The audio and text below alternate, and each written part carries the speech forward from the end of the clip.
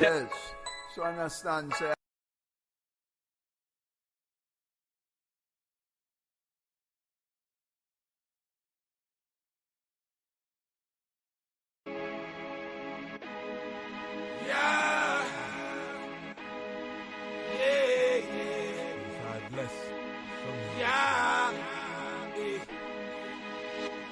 Hurricane, earthquake, and wildfire. FEMA comes fenced in with barbed wire. We're in the end, no time to get tired. Do what's required. Obey, yeah. Do it all. Obey, yeah. Must obey these laws. Obey, yeah. No matter what. Obey, yeah. Stand up. Now we the chosen, can see the end is speedily approaching. By the showing of these tokens, we knowing the prophecies unfolding. Right before our very eyes, and all your eyes awoken to recognize when my Mashiach Yahushua spoken. In the midst of all the commotion, another seal has been broken. The window of grace is closing. Now you watching when every moment you on social media scrolling, commenting on what the next man posting. Oh, babies lost and ye should dwell in safety. That's in Atlantic Ocean. 400 years of slaves was brought across the Atlantic Ocean. Now we turning back to Jerusalem and we praying and hoping for deliverance out the city tenements of Babylon. Hurricane, earthquake, and wildfire. FEMA comes fenced in with barbed wire. We're in the end, no time to get tired. Do what's required. Obey, yeah. Obey, yeah. Obey, yeah. Obey, yeah. From our mother's womb, destined to speak these words. Israel, the chosen seed, the nation he prefers. Not to boast or brag, Gentiles, I know they mad, but we just came to claim what we're supposed to have. Honor, riches, diamonds, treasures, glory, kingdom. He showed it to Esdras. Our people walking orderly. Our nation about to rise. Some may have 7 ribs, others 1,000 wives. We have to suffer first. We have to take this cup. We gotta preach the word until he takes us up. We gotta spread the gospel. We gotta give them comfort and let the heathen know that their days are numbered. Yahweh is his name and his name alone. And when the story's over, Christ wins the Game of Thrones. But it's not a movie. It wasn't made for TV. To reach that magic number, he's not gonna make it easy. Focus, order, sermons, teaching. Repeat every week cause the lost sheep are sleeping. But this ain't a job to me. It's gonna happen cause it's written down in prophecy. Hurricane, earthquake, and wildfire. FEMA comes fenced in with barbed wire. We're in the end, no time to get tired. Do what's required. Obey, yeah. Obey, yeah. Obey, yeah. Obey, yeah.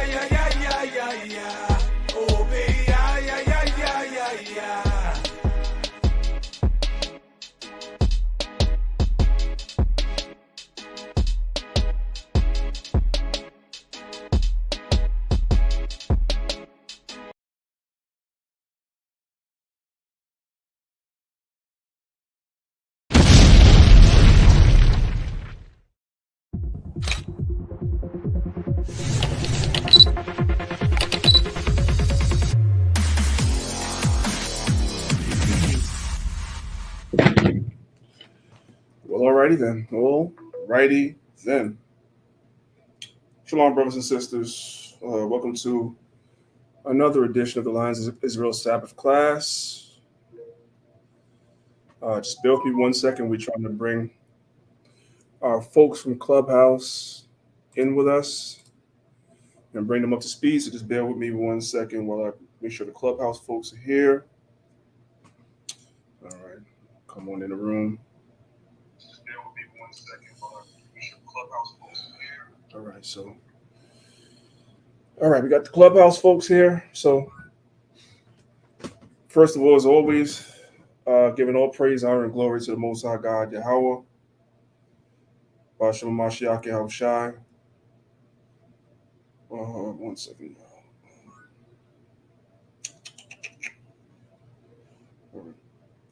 Yes, giving all praise, honor, and glory to the Most High God, Yahweh, in the name of his only begotten Son, Yahushai. I want to say peace and blessings to everybody that's listening, that's watching. And as usual, I want to take time to give a shout out to my folks on our YouTube platforms. I appreciate you, brothers and sisters, subscribing to the channels. Please be sure to check to make sure you are subscribed to the channel. Also, make sure you guys hit the notification bell. That's on our Lions of Israel class page, as well as Maccabees TV. Make sure you guys subscribe and drop a comment in the comment section to trigger the algorithm. Share with a friend. All right. Of course, as always, shout out to my brother Nasiah from Nasiah TV for giving us a platform to broadcast directly into people's homes. And last but not least, shout out to my Clubhouse family. As always, you guys are welcome to listen. Be sure to ping people into the room. Be sure to share as much as you can. And as usual, I give you guys a scale. On a scale of 1 to 10 in terms of this lesson today, it's probably, I would say, maybe a 15. On a scale of 1 to 10, in terms of needing to watch it as opposed to listen, on a scale of 1 to 10, this lesson will be a 15, which means if it's at all possible for you guys to click the link at the top of the room, if you're on Clubhouse, you get much more out the lesson of watching than actually listening. But if you're indisposed and you can't, that's fine as well. So for most of you guys knowing that we're having a Unity camp in Manhattan later on today. So just like last week, I'm not in my normal place of broadcast. So I'm kind of doing this thing via shoestring. But of course, I want to bring you brothers and sisters class like I always do. Try to be consistent as I possibly can. So before I pass it off to Elder Zahab, I just wanted to ask the folks that are listening on YouTube how the audio is coming across. Is the audio okay? Do I sound all right? If I sound all right, just put 1 in the chat and let me know that I sound okay. And then we can get started.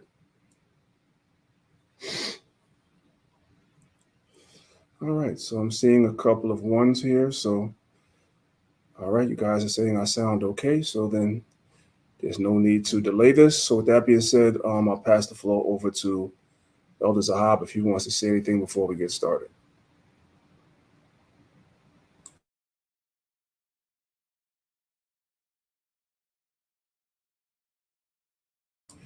Okay, Elder Zahab may not be by his phone right now. He might have stepped away. So without further ado, we're going to go ahead and get started. Now, what I do want to tell you guys really quickly is you guys definitely want to stick around to the end.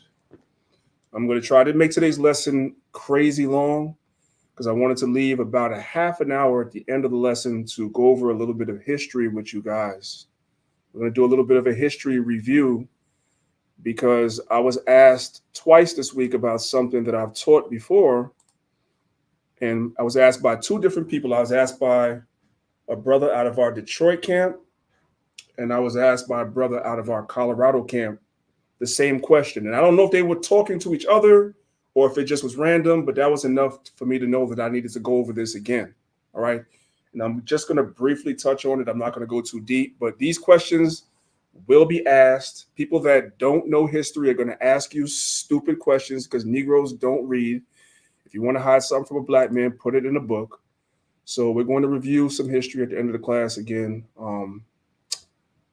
that I've gone over before. And this time, especially for the brothers that asked me, but really for all you guys that are teachers, you guys need to take notes. You need to take notes of what I'm going to show you. All right. 1 second. Elder Zahab, if you're there, you can say something real quick before I get started. I'll give you another chance. Yeah, shalom, King. How's my volume? It's good. All right, all praise to the Most High. Yeah, King. Now I really don't have nothing. I'm, just excited to hear what the class is about. Tuned in, you know what I'm saying?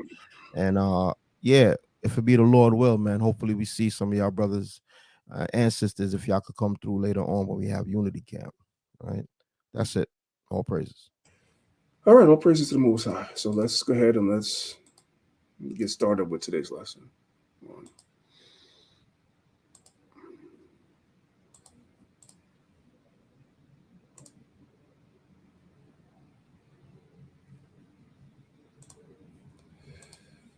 Okay, so I should warn you guys, because of the nature of today's lesson, as far as the second half of the lesson, I'm going to be toggling around between different PowerPoints in order to answer the questions I was asked, because I didn't want to make a new one when I already have it in other PowerPoints. So I'll be toggling around. I'll try to make it as simple as possible. You guys bear with me, but that's the second half of the class when we go into the history. Okay.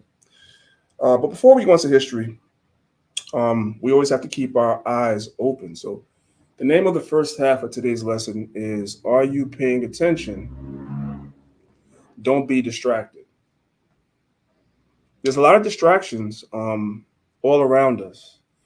Now, I'm of a certain age, so I was late to the party, but I do understand now what people have always said. One of the biggest distractions is not YouTube. I thought it was YouTube and Instagram. It's not. One of the biggest distractions is TikTok. I was always wondering what the obsession with TikTok was with everybody. Like, what the hell is that? You know what I'm saying? But myself done downloaded it because I couldn't find, there were certain videos I'd want to put into my lessons.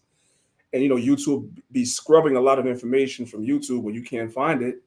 But I noticed a lot of these videos live still on TikTok. So that's really why I downloaded it originally. And then before you know it, I became addicted to looking at TikTok, not like the young folks, but in terms of like looking for information. You know what I'm saying? And I can sit there sometimes for hours just watching videos and looking at information. It's crazy, man. Now, again, just like all websites, your algorithm is determined by what you're looking at. So whatever you guys are looking at, that's going to be in your algorithm. The problem with a lot of people, nobody in particular, but the problem with a lot of people is that you look for things to entertain yourself, right? Or you're following what's going on with people in the world. Now, we're following what's going on with people in the world too, right? Like, nobody could deny what's going on with this whole situation with Diddy and everybody that's involved in it and all the scandal that's going to come out behind it. And now the mayor of New York City and everything he's going through and how he's tied in with Diddy and everything else, right? So you look at a couple of videos of that, and the next thing you know, that's your whole entire daggone algorithm for the day until you purposefully put something else in the search to kind of like switch it up. So a lot of times we really think the world is revolving around the algorithm because that's all we're seeing, because that's what we're looking at. And there are other things that are happening in the peripheral that we're not paying attention to, and that's the point. So every now and then we just have to kind of get everybody's attention and have them look where you need to be looking, right? Don't be distracted. You have to pay attention to what's going on in the world. Let's begin with the book of Isaiah, chapter 19. And we're going to pick it up from verse number 1. It says, The burden of Egypt. Behold, the Lord rideth upon a swift cloud, and shall come into Egypt, and the idols of Egypt shall be moved at his presence, and the heart of Egypt shall melt in the midst of it. Now, I want to stop right there for a second, because you're going to have Old Testament Israelites and certain Christian apologists and historians that will tell you that this was already fulfilled. And as I always tell brothers and sisters, the Bible is like an onion, is layers that have to be peeled off. Some of these things were indeed fulfilled in ancient times, but many of these prophecies are also pointing to the future in the spirit, because America is nothing but Egypt all over again, just like it's Rome all over again. And that's confusion, because when you mix ancient Assyria and ancient Babylon and ancient Egypt and ancient Greece and ancient Rome, and you mix it and roll that all together, you have America, because America borrows from all these ancient societies. So America is Egypt all over again. So these prophecies apply to America, whether people are able to understand that or not. And so if America is spiritually or symbolically Egypt, America is filled with idols, starting with your Roman Catholic Church and all of Christian symbolism. But on top of that, we allow all these other nations to come to America and bring their gods here too. And many of our people are also caught up in these religions. You have Negroes that want to be Muslims. You want to worship a damn rock. You got Negroes that want to be Buddhists. We get into everything that these other nations do. Hinduism. Whatever there is, Shintoism, whatever there is, you're going to find a Negro there wanting to fit in. So this prophecy applies in ancient times, yes, but it also applies in modern times as well. Let's read it again. It says, the burden of Egypt, behold, the Lord rideth upon a swift cloud, and shall come into Egypt. And the idols of Egypt shall be moved at his presence, and the heart of the Egyptians shall melt in the midst of it. Now, what I did was I went to the book of Revelation, chapter 11, verse 8, and it says, and their dead bodies shall lie in the streets of the great city. What city? Babylon the Great. It's revealed a couple of chapters later in Revelation chapter 17 and Revelation chapter 18. And this great city, which is Babylon the Great, is which is spiritually called Sodom. And we understand why. There are children listening, but y'all understand why. And it's also spiritually Egypt. So the same prophecies that went for the Egypt of antiquity, when the Lord visited them all the way back during the time of Moses with those plagues. And the Most High visited Egypt again during the time of Nebuchadnezzar. And guess what? The Most High is going to visit Egypt again spiritually, which is America again. It all applies. It's cyclical. Hope everybody understands. What does it mean when it says our dead bodies lie in the streets? We're going to look at Proverbs chapter 21, verse 16. It says, the man that wandereth out of the way of understanding shall remain in the congregation of the dead. So we have wandered out of the way of understanding. Our understanding is God's laws, statutes, and commandments. When we do those things, the nations will see us and say, this is a wise people. That's what it says in the book of Deuteronomy. But when we wander away from those things, right, then we are spiritually dead. We're like animated corpses, right? We're like the walking dead. These things are dead, but they're walking around. That's an animated corpse. It's like the White Walkers in the walking on in what you call Game of Thrones, the White Walkers. Nothing but the walking dead. Animated corpses. That's us walking around physically, but spiritually we're dead. In this society, in modern day Egypt. But some of us are waking up.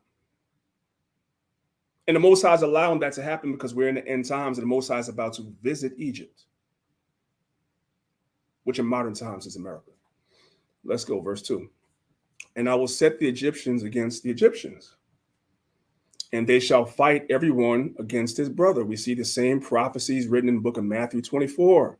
And everyone against his neighbor, city against city, and kingdom against kingdom. Is that not what Yahweh said in Matthew 24?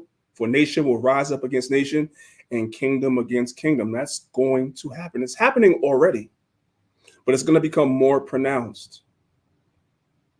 Let's keep reading. And the spirit of Egypt shall fail in the midst thereof, and I will destroy the counsel thereof. There's no meetings that they can have.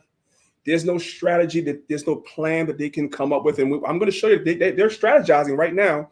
September 24th in the UN. How many of you guys know what happened September 24th in the United Nations? If you don't know, you're going to find out by the end of this lesson.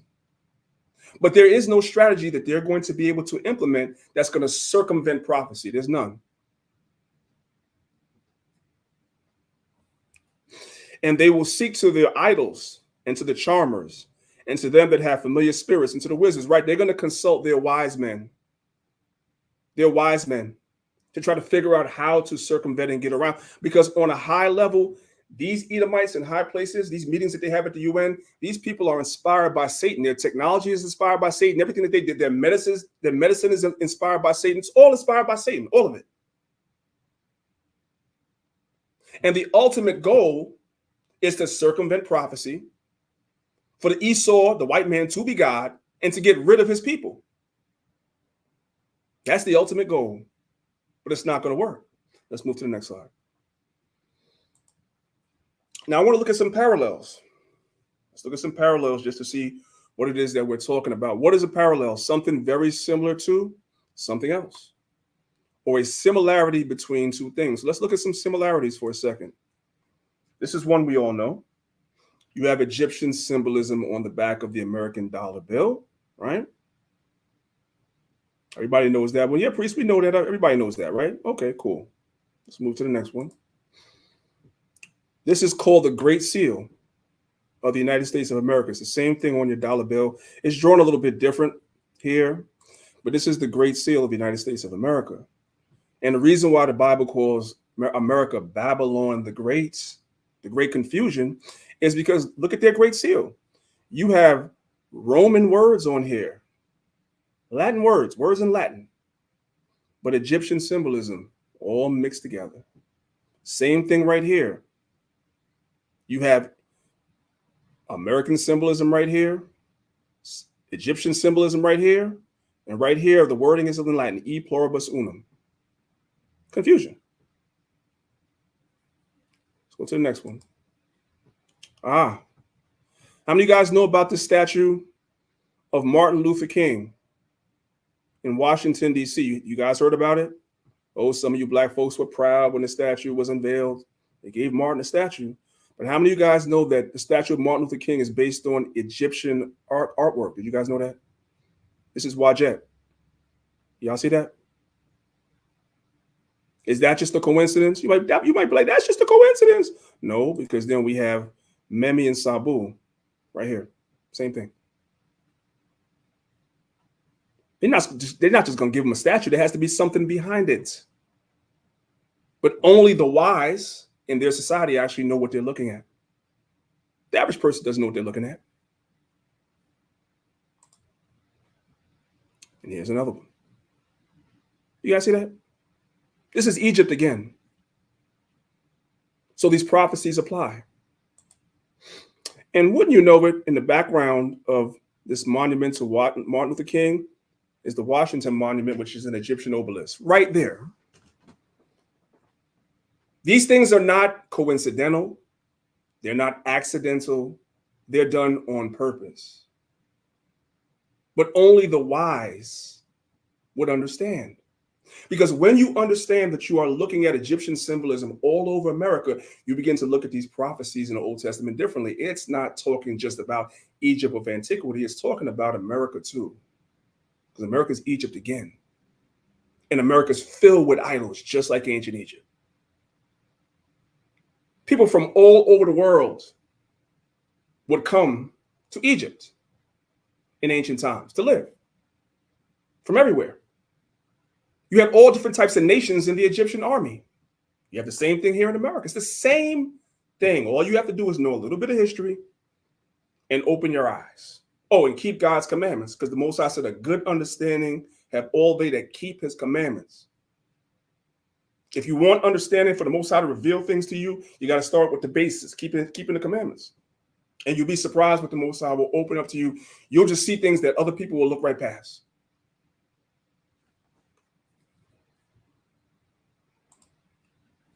Now, let's jump down to verse number 19 in the same chapter. Watch this. It says in verse 19, it says, "The Lord hath mingled a perverse spirit in the midst thereof." Egypt had a perverse spirit. There were things I wanted to put inside the presentation that I could not put in here because there are children, right? But for those that are wondering, what are you talking about, Priest Daniela? Just look up the Egyptian god Min, M-I-N. That's all you got to do. Just go to Google Images and type in the Egyptian god Min. That's all you need to see. Okay, that's just one thing. There's plenty. But anyway, just like ancient Egypt had a perverse spirit, America has one too. And our people are all wrapped up in it, like this devil right here called Sean Combs. And this is what everybody's distracted with. So since everybody's been distracted with it, let's just talk about it for a second. Let's go. My hair's on fire. Did the camera catch that? Got the camera. Yo. Sit on the bed at night. No, just don't get close. Now, I need for you guys to pay attention, right? So some of you guys may have seen this video already, but some of you guys may not. Many, many years ago, it was pretty much an open secret that this dude was a freak off. Let's call him that, right? He asked Kevin Hart to sit on the bed with him. He's like, no. He's like, no, I know who you are. I know what you do. Listen. Sit on the bed at night. No, just don't get close to the bed. Don't get close to the bed, but it's just like, yo, we want to thank you for hosting the thing, man. I ain't saying don't get close to the bed. You didn't have to do it. You did. No, I definitely didn't have to do it. I definitely didn't have to. What do you do? First and foremost, I'm not getting the bed. Shout out to him. Oh, so you already know. Guys, just understand something. There's always an element of truth in humor. Hope everybody understands that. The funniest comedians, like y'all love some Dave Chappelle. Many of y'all, not everybody. Y'all might like some Cat Williams or whomever. Your favorite comedians, a lot of their comedy is based on truth. Understand that. So this right here, he's saying it in a way that's supposed to be funny, I guess, for people, but he's telling the truth. If you can, let's just put the camera a little this way, just so we're not. I don't want my shot to even, like, I don't want it to come close to the bed at all. It's getting weird. I should look like he's fresh off the goddamn plane. I should. That's my brother right here. From day one, we used to wake up and, damn, pause, but like that's. He spoke the truth. They used to wake up together. He's telling the truth. Let's listen. Back in the day when he was like 10 and I was a little bit older, his older brother, we used to fight over the frosted flakes. You know what I'm saying? The 4 fours. He had control of Usher since he was 10. He was a grown man. And he was like a guardian for Usher since Usher was 10. So if you brothers and sisters don't understand why Usher has a lot of, don't let that stuff on the media fool you about him taking other people's wives at his concert and all that. That's off as hell, but that's another conversation. But understand, a lot of these dudes go both ways. Now, I got news for you. This is related to the Bible because that's what the conversation is in 1 Corinthians chapters 8 through 10, right? Really starting at chapter 6. I take it back. 1 Corinthians chapter 6 all the way to 1 Corinthians chapter 10. The conversation revolves a lot around people being formerly idolaters and adulterers and everything like that, because in these temples, there were rituals, and a lot of those rituals were sexual rituals. They were in there having orgies, right? They were in there, you know what I'm saying, passing their wives around, and the men were sleeping with each other, and the women were sleeping with each other. And guess what? A lot of the things that the Romans learned and the Greeks learned, they learned from the Egyptians, because the Egyptians were doing the same in their temples as well. History just repeats itself over and over again. And this is Egypt again. And so there's a perverse spirit here too. Same thing. It was invented. Really? My brother for real. We used to actually wrestle off of the frosted flakes because they were wrestled over frosted flakes. What do you guys think that means? I'll leave that to your imagination. You already know. Anyway. We used to always get up early. That's an uncomfortable laugh because he knows it's true. The problem is he's involved as well. We ain't got to watch no more. Everybody already knows what's going on. So the Most High has mingled a perverse spirit in the midst of Egypt again. And they have caused Egypt to err in every work thereof, as a drunken man staggereth in his vomit. Let's go to the next one. Verse 15. Neither shall there be any work for Egypt which the head or tail, branch or rush may do. How many brothers and sisters are paying attention with what's about to happen with this port strike? How many of you guys have been paying attention? I know. See, the reason this is strategic. The reason why I showed you Diddy first, I know y'all know about that. I know you know about that. That's why I said what I said. When you look at that video in the algorithm on TikTok, you're going to get another 20 videos that's the same thing.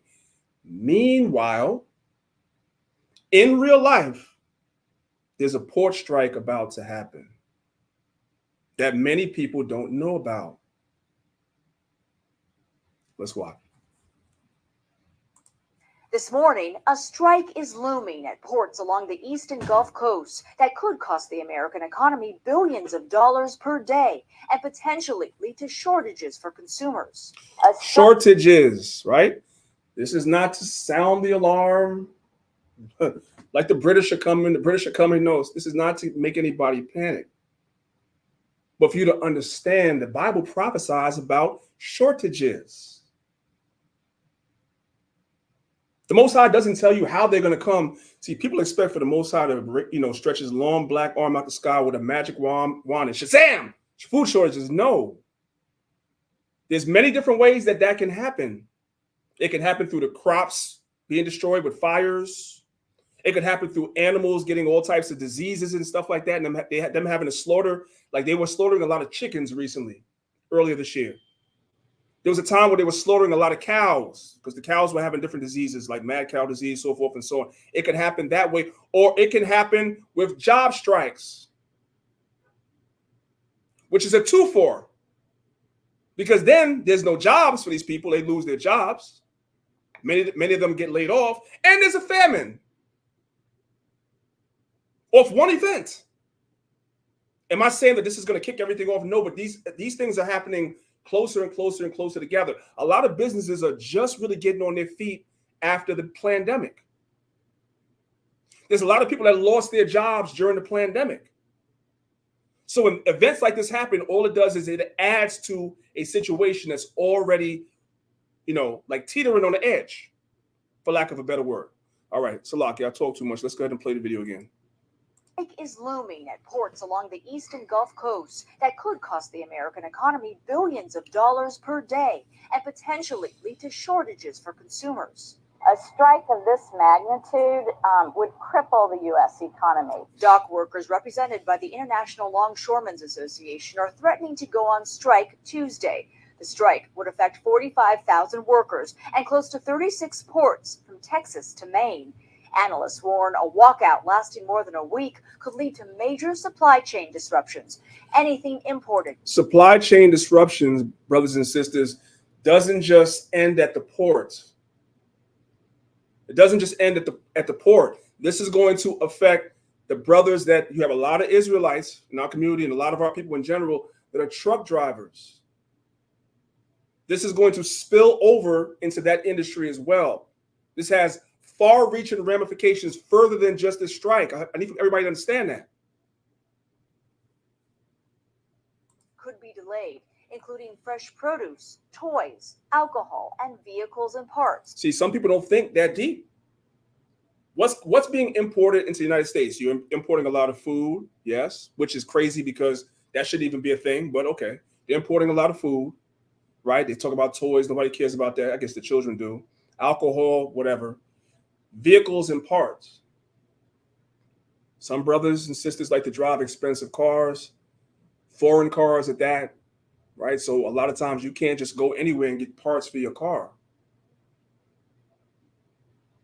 I hear sometimes people that have like really expensive cars talk about how much tires cost and stuff like that. Well, guess what? If the ports on the East Coast shut down and now these things are going to be coming in on the ports on the West Coast and have to be shipped to the East Coast, that's going to be passed down to you in the terms of prices. The prices are going to go through the roof. It's the same with food. Are we not all complaining when we go to the supermarket about how much food costs? Now, if the food has to be transported from the ports in the Southwest and the West across the country over here, what does that do to prices? People have to think about these things. Let's go.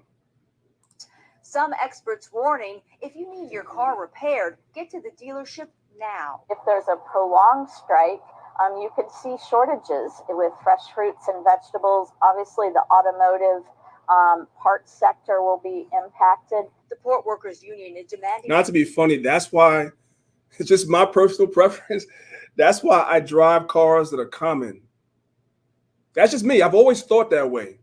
I drive cars that are common and the parts are easy. Like, you know what I'm saying?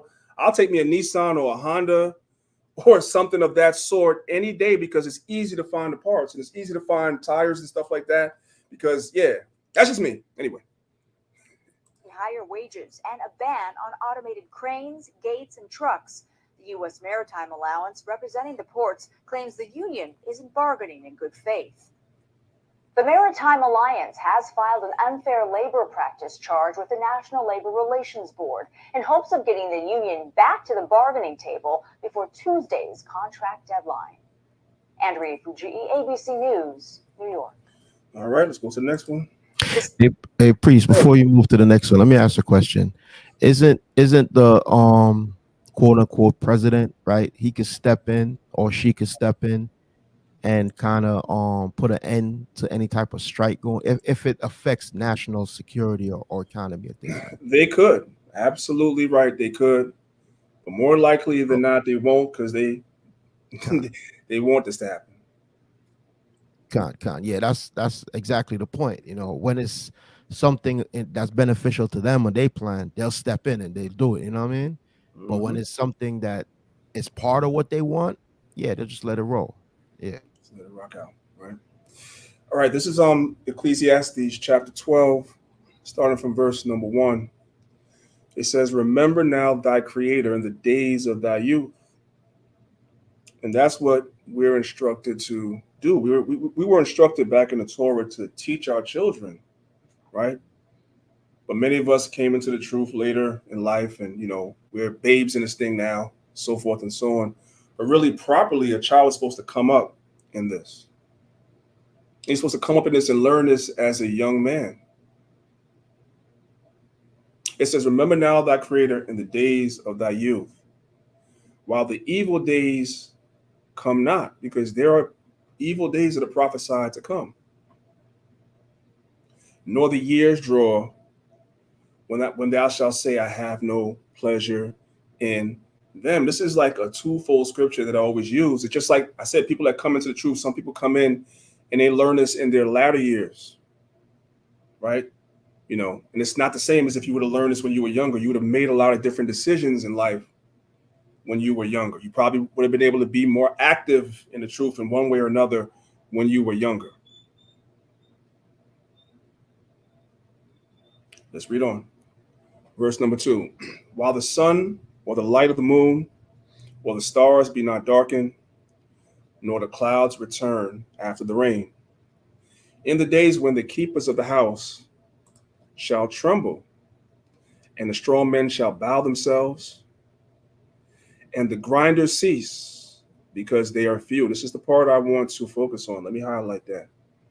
"And the grinders cease, because they are few."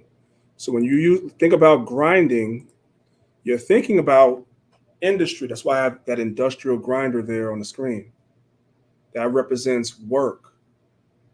That represents industry. Well, there's going to come a day, there's going to come some quote unquote evil days when the grinders are going to cease because they are few. It's going to be few jobs. That's what all these things, all these events that are happening are leading up to. Between, like I said, a lot of the businesses that downsized because of the pandemic. There were a lot of people that weren't working during the pandemic. And then when the pandemic was declared over, a lot of companies didn't bring people back because they realized they can operate with a smaller staff and cut costs so that the people at the top can make all the money. They didn't even bring people back. Then when you have massive, large strikes like this, same thing is going to happen, right? Depending on how long the strike is, we all know that when people are on strike, they're not really getting paid. So sometimes what happens with people when they're not getting paid, they don't hang around if the strike is prolonged. They go looking for other jobs. And in some cases, lesser paying jobs, right? So these are the days that we're in. And it's only going to escalate. The grinders cease because they are few, and those that look out the window be darkened. And the doors shall be shut in the streets when the sound of the grinding is low. And he shall rise up at the voice of the bird. So that you have some people that will raise up at the voice of the bird, like me, myself, right? The voice of the bird is the first thing in the morning. When you go outside first thing in the morning, you hear all the birds chirping. As a matter of fact, when you wake up, you might wake up at, let's say, 5 or 6 o'clock. And depending on where you live, if you live like in a more rural place, you just hear the birds outside. Ah, ah, ah, first thing in the morning. That's early in the morning. That's what they do. You have the rooster that'll crow first thing in the morning. The cock, first thing in the morning. So that represents getting up early, going to look for work. There's not going to be any. That's the point. Let's move on, though. I want to show you guys something. Let's watch this video real quick. I hope everybody got their goods and services together. I hope y'all got all y'all goddamn products, because it looks like the ports are about to fucking shut down. Businesses are preparing for a strike by dock workers on the East and the Gulf Coast, which could begin on October 1st. The Port Authority of New York and New Jersey is coordinated with partners across the supply chain and prepare for any impacts from the possible work stoppage by workers represented by the International Longshoremen's Association as they negotiate with the United States Maritime Alliance, USMA. That means from Texas all the way up to New York is about to stop moving. Now, when these ports stop moving, over 600,000 jobs will be affected. Let that sink in. 600,000 jobs will be affected by the strike if it were to happen. That's a lot of people. Now, I don't have any statistics to back up what I'm about to say, but if I were a betting man, a lot of the folks that work in these ports is our people. These blue-collar jobs is our people. So a lot of our people are going to be affected by this. Let's continue. 240 billion in goods are moved through these two ports alone. Now, the ILA union walked away from bargaining table in June, declaring that the type of automation introduced into Port of Mobile in Alabama was in violation of their contract. And because ILA represents 85,000 workers in the East and the Gulf, baby, they ain't moving shit. The port workers want an My apologies for the cursing. I didn't watch the whole video through. I like what she was saying at the beginning, but you know our people. They can't communicate if they're not saying expletives. Let's go. We're almost done. Their pay, which is reasonable, and any new automation that may kill their jobs. This strike could. So did you guys catch that? The reason why they're going on strike is because they're introducing automation that's going to eliminate a lot of jobs anyway. It's going to eliminate a lot of jobs anyway. So they're like, to hell with that. That's why they're striking. Go ahead. Hey, didn't they have the same strike for the in the entertainment industry? Yeah. For the movies and whatnot. Because with the advent of AI, right, they don't have to hire so many people, right? You don't have to send a crew all the way around the world if you're filming a movie and goddamn wherever, you know what I'm saying? They could recreate that, and that's what they was crying about. You don't need half the writers and makeup and this, that, the third, and production. They don't need that. So it looks like it's the same thing going on with the ports, right? You don't need like physical labor, like the crane or the robot could do like a job that 100 men could do. So they like, why are we paying you all this much money? Listen, this is real, King. You're absolutely right, man. I just wanted to bring that out. Con. And remember, for those of you guys that have been, following the class for the last, let's say, 3 months and stuff, you guys know that we progressed from when we were talking about AI, and the people were telling us, the World Economic Forum, they were telling us that AI was going to eliminate a lot of jobs, like Elder Zahab just said. AI and automation. That's why they're pushing so hard for technology. And technology is going to eliminate the grinding or the grinders, which is work. That's the point. So that's coming. It's already here, but it's going to get worse and worse. Let's go. 5,000 workers. That accounts for about 60% of the shipping traffic. And even a 2-week strike could fuck up everything till 2025. A 2-week strike, y'all. That means goods and services prices could go up. Yes, or they we will. could have a complete shortage. Now, the USMX and the ILA are blaming each other for the stalemate, but they have till Monday night at midnight to come to an agreement. Everyone's saying the strike is going to happen. Two ports are unloading currently 20 large shipping containers a week and expected 150,000 containers to be unloaded ahead of the strike deadline. Baby, y'all got 6 days to get this shit together. Run these people their money. Okay, so enough of that. Enough of that. Give me 1 second now. All right, so let's move on. I hope now. So everybody understands that, right? That's why the class is called what it's called. Are you paying attention? Are you paying attention to Diddy? Or are we paying attention to what's really going on in the world? All right. What else is going on? Well, let's start here. This is a famous Roman poet by the name of Juvenal. And this is what he said. You guys probably have heard the shortened version of this phrase, but this is what he said. He said, already long ago, from when we sold our vote to no man, the people have abdicated our duties. For the people who once upon a time handed out military command, high civil office, legions, everything, now restrains itself and anxiously hopes for two things: bread and circuses. Y'all picking up what he's putting down? This goes back all the way to Rome. They understood all you got to do is feed the people, give them some food, and give them some entertainment. And that's all you got to do. That's what they want the most. They won't care about anything else if you give them something to distract them and give them some food.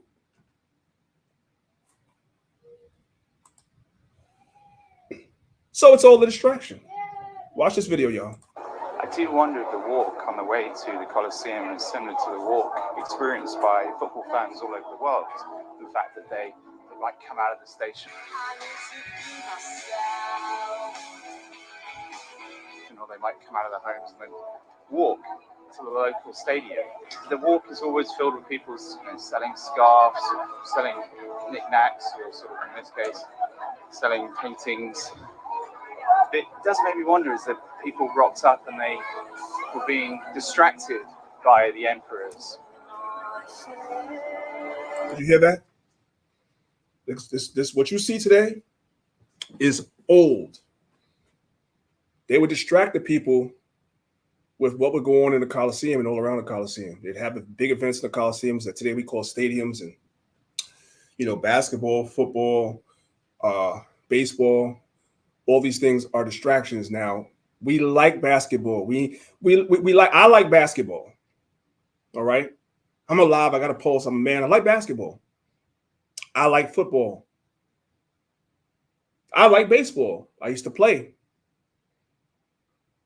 But I'm not distracted by it. I like boxing. I like MMA. Nothing wrong with that. But our people become obsessed with that. Don't get no black people arguing about a Uno game, a spades game, or basketball. Is it Michael Jordan or LeBron James? Who's the GOAT? Don't get no black people arguing about that. In other words, we're distracted. We can't enjoy the entertainment for just being entertainment. We're distracted and obsessed by it. That goes back to ancient Rome. They understood that. They understood that thing. They did.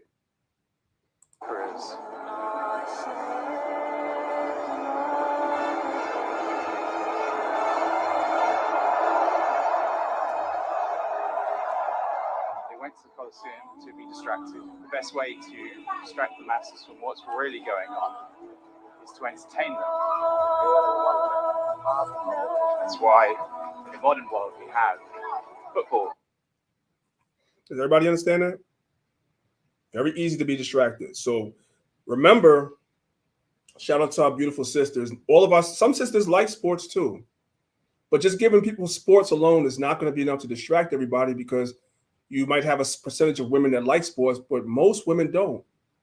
So they got to give you something else to distract you. That's this entertainment stuff, this drama with celebrities all the daggone time. That distracts you. Let's go. Listen. So look, I'm going to put it all together for you. Now, I need you guys to understand, they have always known about Diddy. Have you asked yourself that? Like, we saw that Kevin Hart video, that's from many, many years ago. It was an open secret. They've always known about Diddy. Always. Listen. So look, I'm going to put it all together for you. The P. Diddy cases, yeah, it may be some real cases of stuff that really happened, but that's just some real distractions right there. P. Diddy ain't got nothing to do with me, and he probably ain't got nothing to do with y'all. So don't waste your time building reports about this guy and gossiping, man. He ain't got nothing to do with us. Like I stated on my other post, this is chess. This is not checkers. This is chess. You see, with Diddy, they're showing you the left hand, what the left hand is doing. But they're not showing you what the right hand is doing. See, what the right hand is doing is signing paperwork with the UN and WHO. You see how they get your eyes over here with something that's legit and then be doing something on the other side? So a lot of people might even still get on here and be like, well, what can we do about it, man? Y'all know what they about to do? And we was talking about this stuff back in May, in June. See, I had this theory that they are probably trying to take the last little bit of freedom that you keep locked up in a case or something. I mean, what? They got all the reason in the world since, former president has been targeted, this year twice. And then, we got the election coming up in November. Yeah, they probably got all the reason in the world. Just understand what I want you guys to take away from that video. Just understand the reason why that's being plastered in front of our face and it's all that's being talked about is because there's other things that's happening as well that they don't want us to pay attention to. That's why, that's the reason why I always tell brothers and sisters to, on YouTube, subscribe to alternative news channels, right? Like Al Jazeera, BBC America, there's so many, man. Press TV, there's so many. And if you have a TikTok, subscribe to those, follow those pages as well. What I'm gonna do for y'all, remind me, I'm gonna make a list of the alternative news stations that I want brothers and sisters to subscribe to, so your algorithm changes on social media. So you might, okay, you're gonna watch some entertaining stuff and you want to kind of keep up with what's going on, because at the end of the day, yes, people were really affected by that P. Diddy situation. People were, SA, that's what they call it nowadays. You could say SA. Y'all know what that is. That's true, right? And justice should be, done for that. But it doesn't mean it has to be your total focus. Like, that's it. No, you have to be balanced. And one of the ways that you're going to be balanced is by subscribing to channels on YouTube that's going to pop up on your timeline every now and then. That's going to feed you information. And the same thing is true with TikTok as well. All right. Let's take a look at this. Well, let's read the scripture first. This is Psalms chapter 2, verse 1. It says, "Why do the heathen rage and the people imagine a vain thing?" These things that these nations are coming together and trying to gradually implement to circumvent prophecy and what the Most High foretold of are vain. They will not see it through to completion. So says the prophecies that we believe in. Because if they are able to see it to completion, we're going to be destroyed. So it's a vain thing. Verse 2. "The kings of the earth set themselves, and the rulers take counsel together," like you have here in the United Nations that we're about to watch right now. They take counsel together against the Lord. They come up with ways to circumvent what God said. They're going to try to make man one with technology. It's wicked.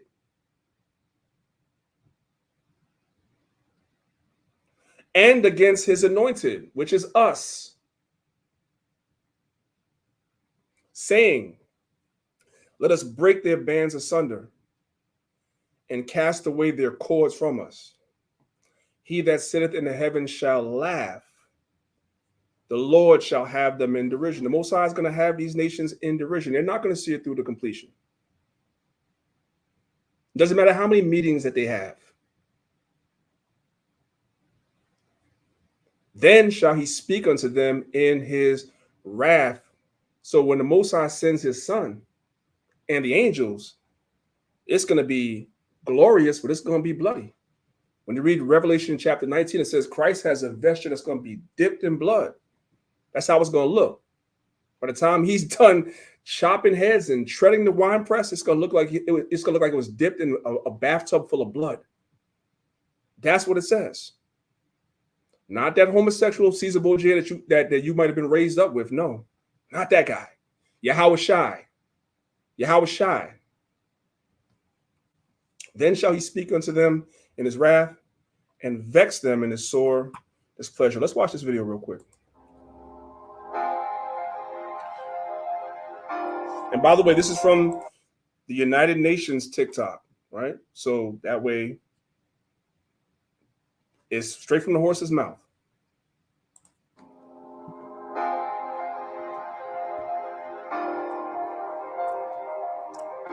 Well, let's go back. Let's read that. "Strengthening global cooperation That's the nations coming together and taking counsel. That's your Psalms 83, which we're going to get to in a minute. Let's go. The motion is adopted. So they've adopted a motion, which we're going to, find out a little bit more about in a minute. Let's go.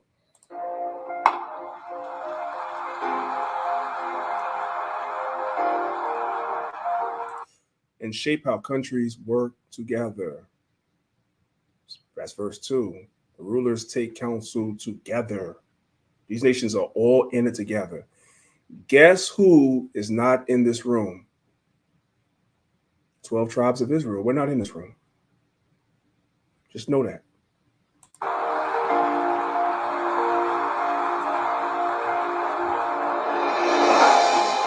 Nous avons ouvert la porte. All right. Let's look at Psalms chapter 83, verse number 1. It says, keep not thou silence, O God, and hold not thy peace, and be not still, O God. That's what we have to pray. That should be a part of our prayer all the time, because these nations are coming for us. They're coming for us. So every day we should be praying to the Most High not to keep silent, not to be still, not to hold his peace, but to hold these nations accountable for what they plan on doing, what they have done to us already. And if that wasn't enough, what they plan on doing to us, especially the ones that keep the commandments. Verse 2, it says, for lo, thine enemies make a tumult, and they that hate thee have lifted up the head, because these nations hate God. In order for you to want to merge man with technology, you have to hate God, because I read in Genesis chapter 1 where the Most High said he created everything and everything was good the way it was created. But you've decided that you want to make man one with machine. So you have to hate God to do that. Verse 3. They have taken crafty counsel against thy people, because a lot of the things that go on in these UN meetings and at the World Economic Forum is crafty counsel, again, to circumvent the Most High, but really aimed at destroying God's people. Because we are a constant reminder of what is to come. And consulted against our hidden ones. They have said, come, and let us cut them off from being a nation, that the name of Israel may be no more in remembrance. And they don't like the fact that we're reminding the people through the scriptures that they're the Israelites. That's bad news for them. They don't like that. Verse 5, for they have consulted together with one consent. They are confederate against thee. So all these other nations have all these problems with each other, all these disagreements, so forth and so on, but they agree on one thing. We hate the Most High, and we hate his people. And we need to come together to implement certain things to circumvent what that Bible is talking about. Okay, let's take a look at this video for a second. Thank you for being here today. So these are some Republican senators outside of the White House, outside of the Capitol building. And they're talking about, this is, I think, a couple of days before this meeting took place at the UN. So they're trying to blow the whistle. And let's be clear about something really quick.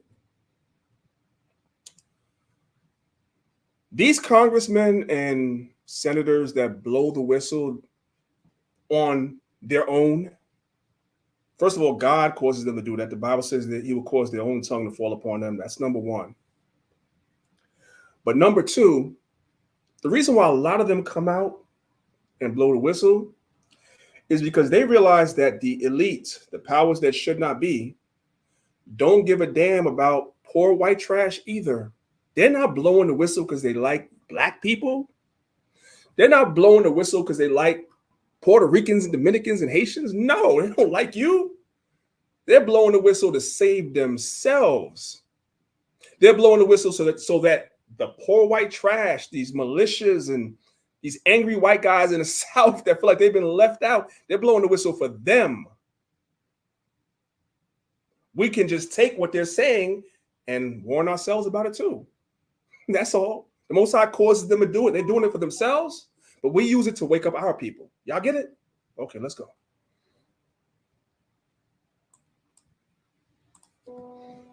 Thank you for being here today for our press conference on what I describe as the most important issue that's getting the least amount of attention relative to its importance in our country.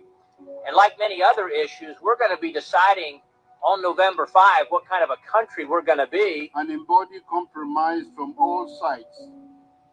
Well, later this week, the UN is going to hold a, quote, summit for the future. I strongly believe that I urge all states to support the adoption of the Pact of the Future. And they're going to produce, this is right from their website, an intergovernmentally negotiated. There's an eye with an arch on top of it, and it seems like there's a dark sun. And we have to pay attention to symbolism, brothers and sisters. That's a whole nother science to study. But when the architecture of a lot of these buildings, like the White House and the Capitol building and the United Nations and places like that, there's certain symbolism that you guys will see. You know, if you come to New York, don't just go to the Empire State Building and to the Statue of Liberty in Times Square. No, go to the UN and open your spiritual eyes and look around and see what you see.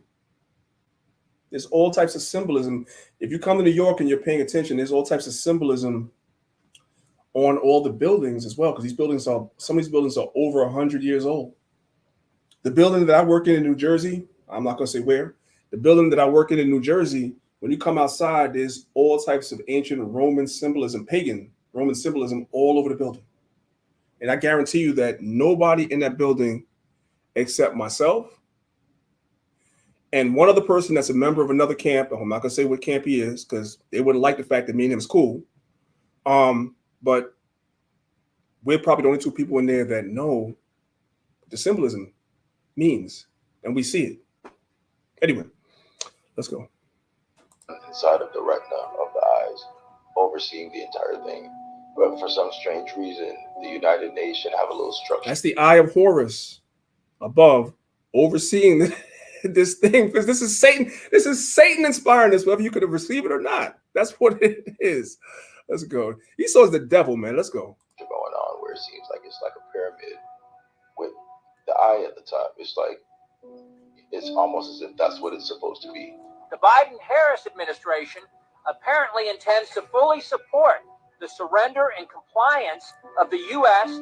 to the UN in these endeavors. They are aligned with the international globalists that hate America, that hate the Constitution, that hate our founders, that hate our founding Judeo-Christian principles, and they want America to become like the rest of the world. That's why they're letting the rest of the world in. Here we go. Here goes the distraction. And while this is going on, here goes the distraction. Very The man Diddy and Russell Brand. We go way back. What a lot of history from the projects, of course. Yeah. They don't want us to be subordinate to or governed by our Constitution. No, they want America to be subordinate to and governed by the UN, the World Health Assembly, and the WHO.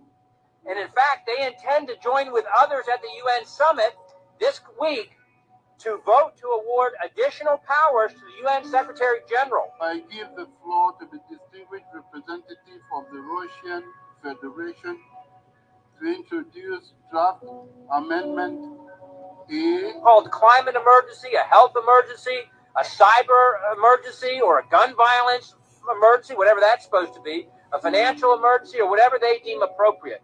And the Biden-Harris administration is in full agreement with the UN and the WHO on efforts to place us under their authority, things as their international health regulations, including the surveillance of U.S. citizens. Now, I want to say this.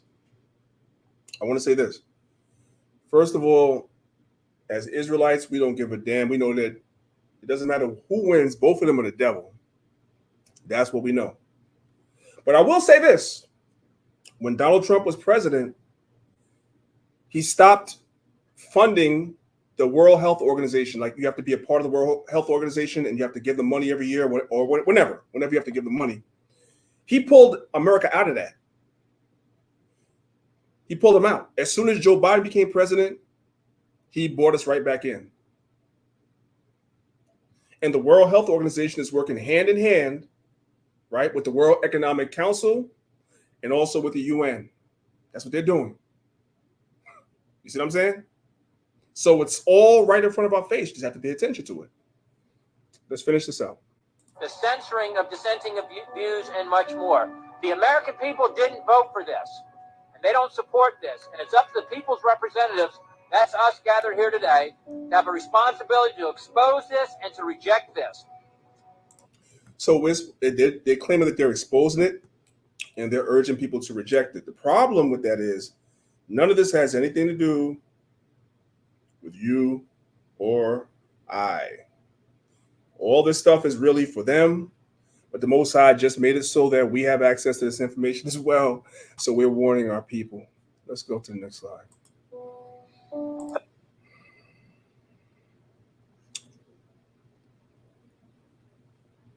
There's something about this Summit of the Future that took place in New York the other day that just rubs me the wrong way.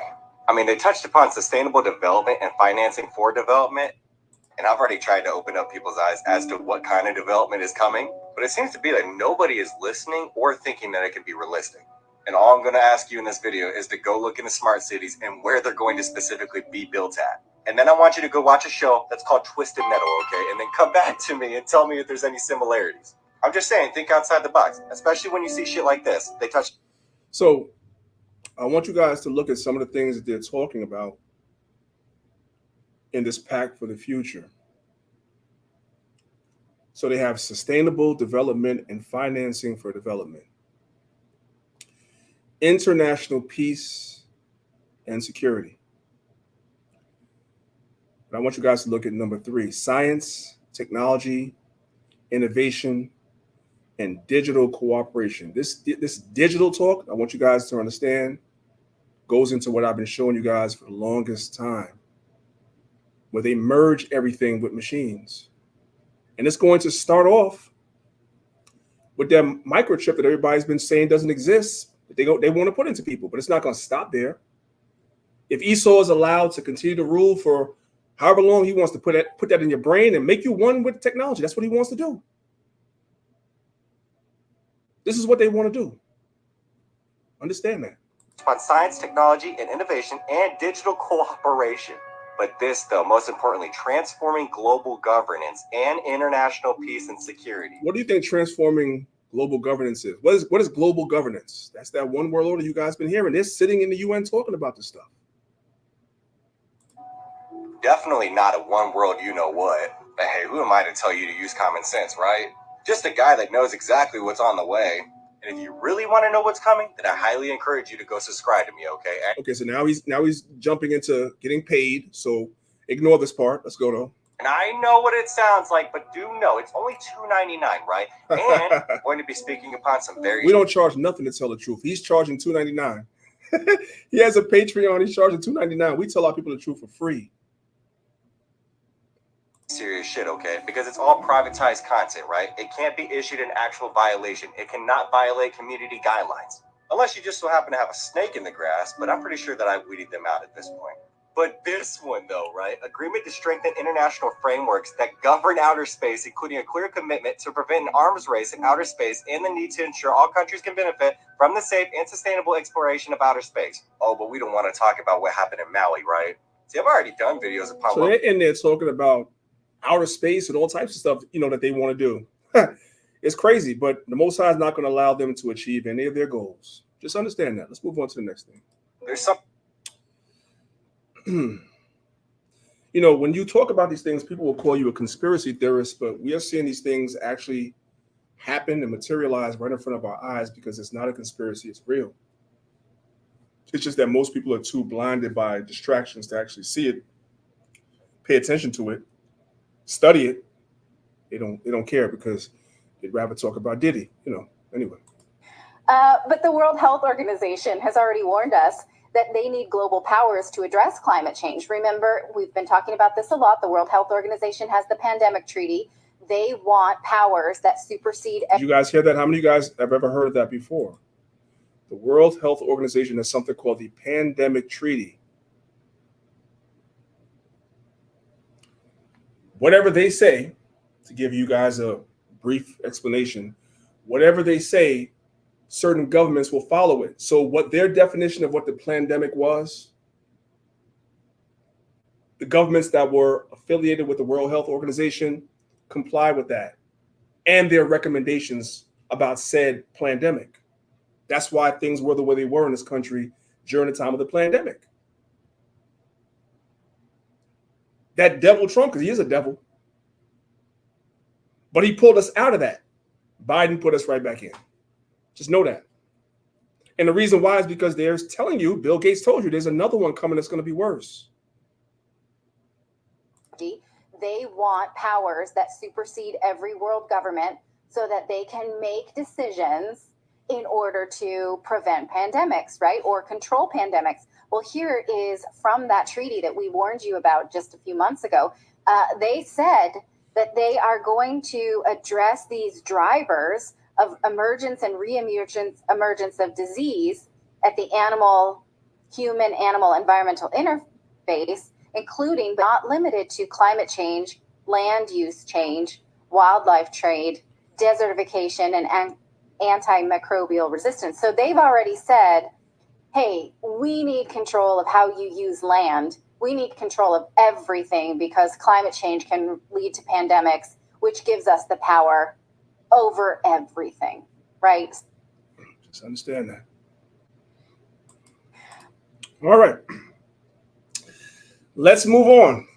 I think everybody understands that. So now we see what's happening in the world, what's been going on while we've been focused on nonsense. But there's one more thing. There's one more thing. Let's look at the book of Joel, chapter 3. And let's start from verse number 1. It says, "For behold, in those days and in that time, when I shall bring again the captivity of Judah and Jerusalem." Verse 2. "I will also gather all nations and bring them down into the valley of Jehoshaphat." So what I did was, if you guys are watching on YouTube, I provided you guys with a map, an ancient map of the valley of Jehoshaphat. You guys can see it right up here where the arrow is. This is the valley of Jehoshaphat. Now, when you guys do some research, you guys will see right down here where this arrow is, this is the Temple Mount. So you have the Temple Mount, and you have this place right here, and then you have the valley of Jehoshaphat.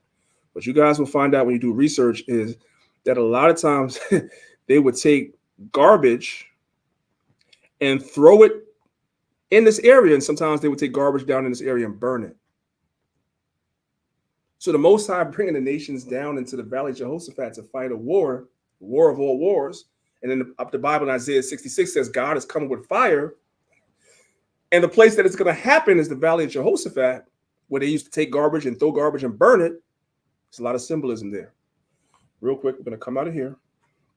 And we're going to come up here. And let's see. Oh, I may have closed the window. Okay, so I got to go back and get it. Okay, no problemo. Let's go back and get it. Let's go back and get it. Okay, copy. Let's come here.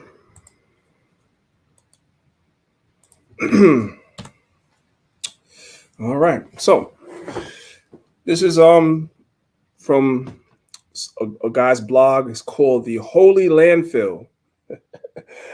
I had to laugh when I read this. I'm not laughing because it's funny. I'm laughing because I understand why God is going to have to burn Israel up. The land of Israel has to be burned up. I understand why. It's so dirty and nasty over there, not because of the people that's living over there, yes. Because of the kosher pig they're serving over there, yes.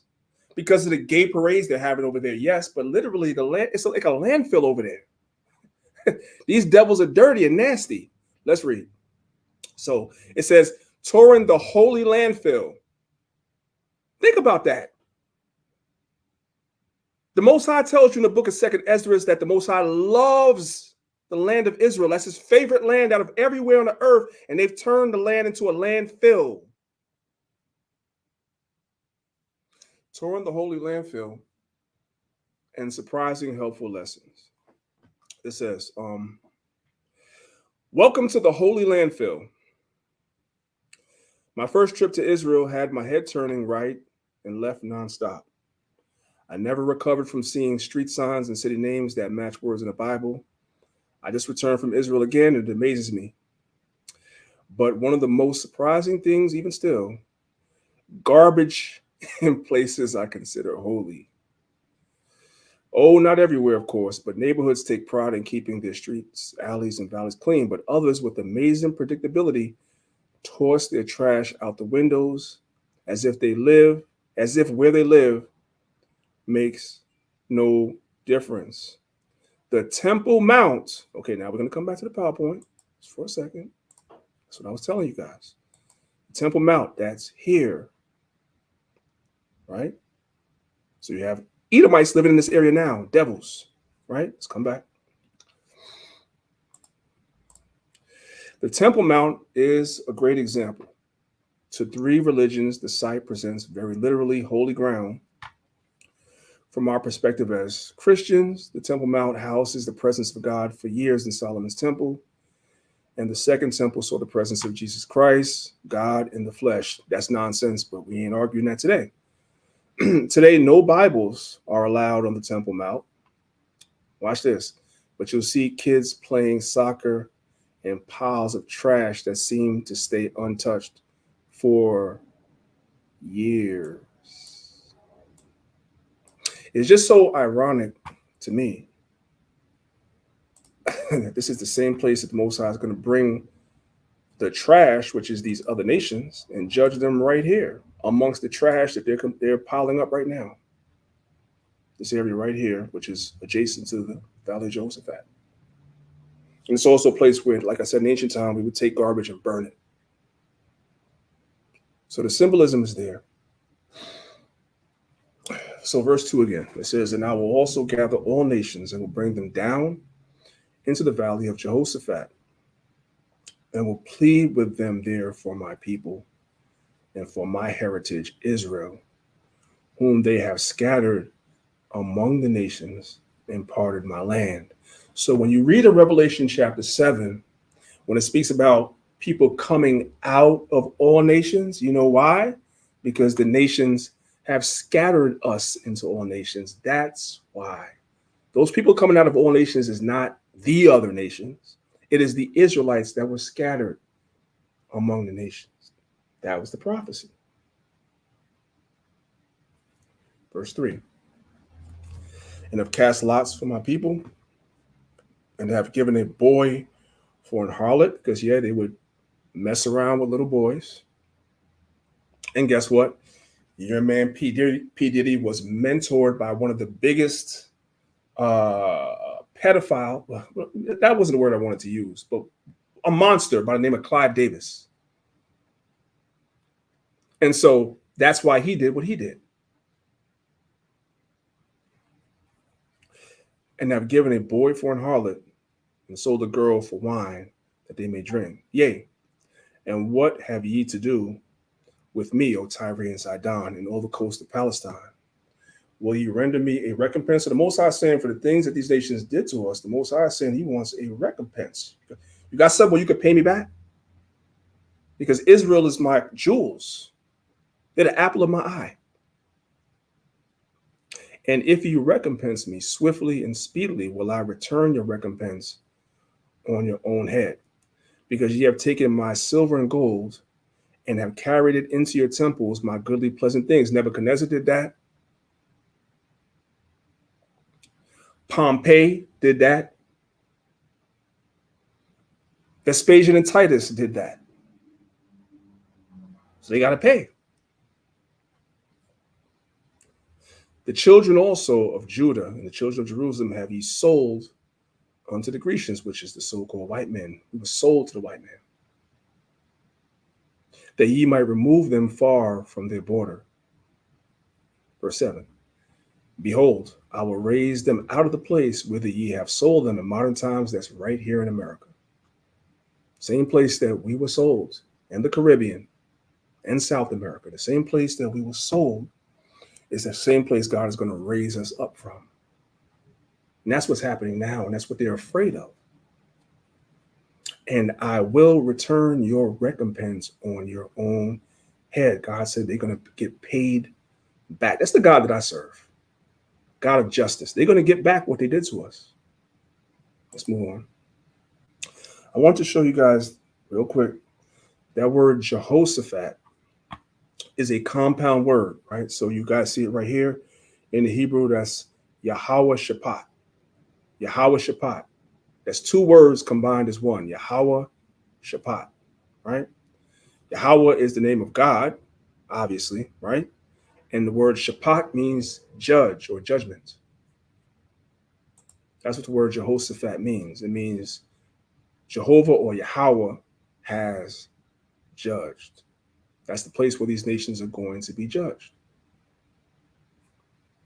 Let's move on. And the nations are coming together in that area as we speak, and war is brewing. And it is happening in the Middle East. A new attack by Israel into Lebanon, and Trey Yanks joins me now with the details that he has so far. Hi, Trey.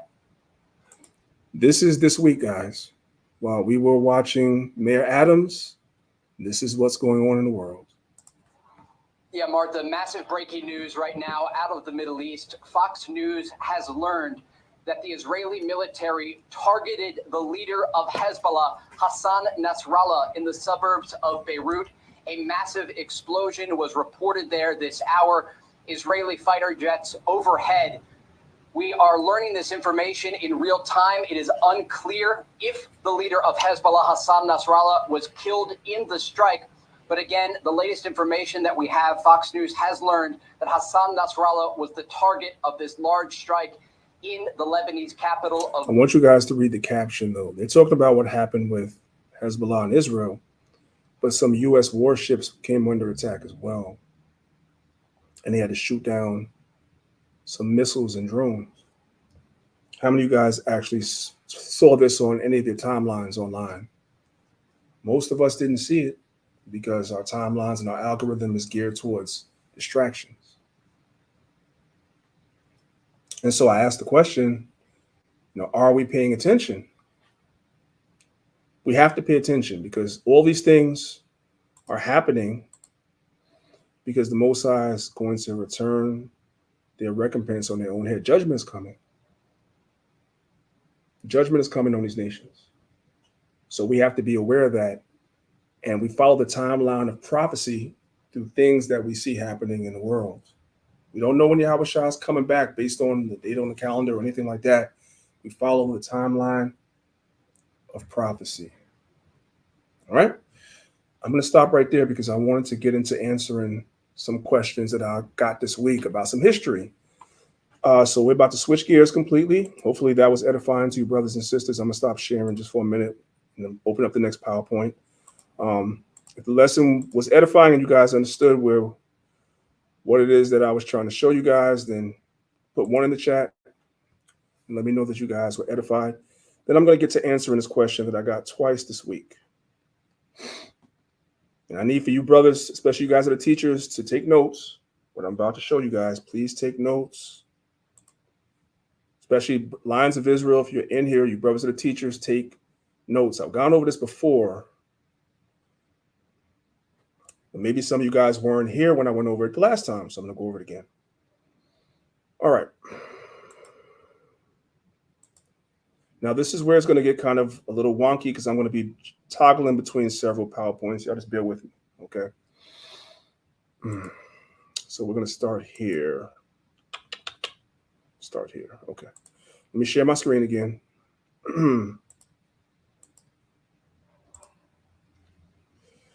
All right. I need you guys to pay attention. So, whoops, I'm doing the wrong thing. Okay, where am I? Where's the slideshow? Okay.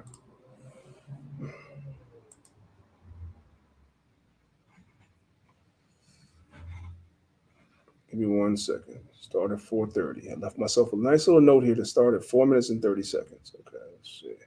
That's good enough. All right.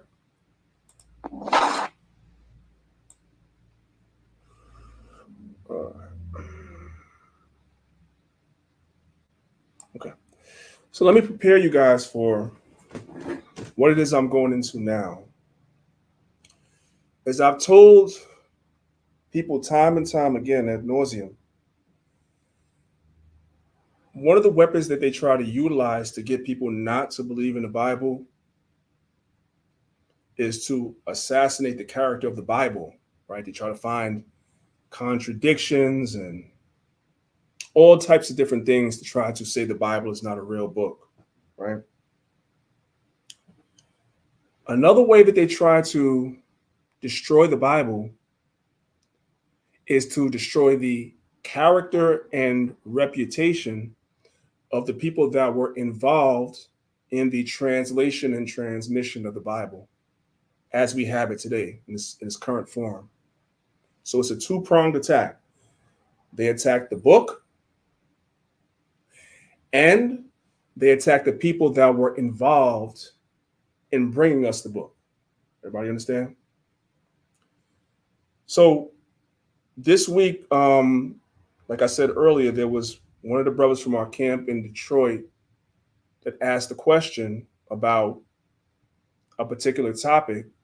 And then later on in the week, one of the brothers from our camp in Chicago, Colorado, asked the same question.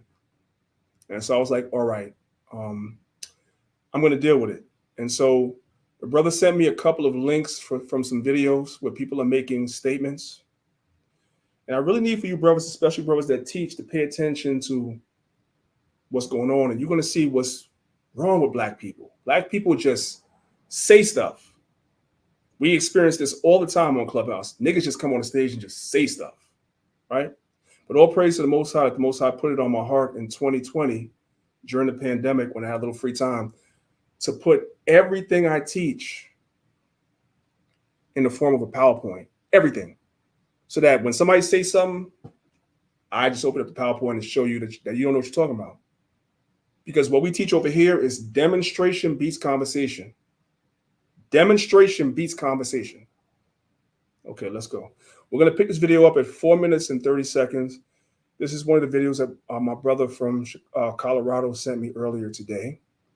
So we're going to pick it up from 4 minutes and 30 seconds, and we're going to see what is proliferating in the black community, what misinformation is proliferating in the black community concerning the Bible. Let's go. Wow.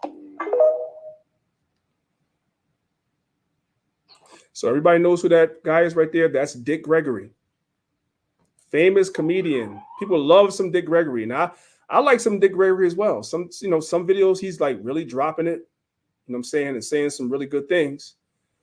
But right here, our good brother Dick Gregory don't know what the hell he's talking about. Listen. My mother didn't know that King James was king of England. She just thought God sent him here to write this. She didn't know King James was such a weird, strange. He hated women so bad he killed his mother. Stop right there. Nope. One Dick right here. What? You say it again? She just thought God, in general. Oh, sorry, he y'all. would have never been such a weird, strange. He hated women. There it is right there on the screen. He said he hated women so bad that he killed his mother. You guys see that? This is what's circulating in the black community concerning the Bible. I told y'all it's a two-pronged attack. They attack the book, and they attack the character and reputation of the people that were involved in preserving and bringing us the book. Now, I don't believe that this man was a saint by any means. I'm talking about King James. Was a saint any means. But it doesn't give you the right to lie on history. You can't lie on history to make a point. So is this true? Did he kill his mama? Some of y'all heard that and you believed that before you came into the truth. So let me go ahead and help you out. Where are we at right here? We are at 4 minutes and 44 seconds. We're going to come back and look at this thing again because there's more. But let's start here. 4 minutes and 44 seconds. The accusation is that the man whose name is on the most popular Bible, the KJV, killed his mother, right? Okay. Now we're going to toggle over to this little PowerPoint over here. Where is it? Right here. Boom. And let's come to our good brother Ice Cube. Let's talk about him. I've spoken about this before. Speak about it again. Ice Cube makes an even worse accusation. There's a song that Ice Cube wrote in 1993 called When I Get to Heaven. I remember when this album came out. I'm betraying my age, but I remember when this album came out. And I actually like this song. Let's look at the lyrics, though. It says, "'Cause you're a crook and I'm a brother. King James had sex with his mother." Uh-oh. Uh-oh. Is that your addition? Is that your religion? So now we got two accusations, two. The guy that gave us the most popular translation of the Bible was having sex with his mama. And then we have our good brother Dick Gregory over here saying that he killed his mother. So he had sex with his mother and he killed his mama. And this is the most popular Bible that a lot of you Israelites use. Now, I want to know before I go into it, and those that did the academy, you guys already know the answer, but some of you guys never heard this before. Somebody listening never heard this before. So the question is, if somebody brings that to you, what you gonna say? What you gonna say? Well, let me help you out. Let's go to the next slide. Okay, so here we have, it's just simply just reading. Niggas be online, you don't know what the hell you talking about. So let's go ahead and listen. This is from the Encyclopedia Britannica. It's this simple. James I, born June 19, 1566, Edinburgh Castle, Scotland, died March 27, 1625.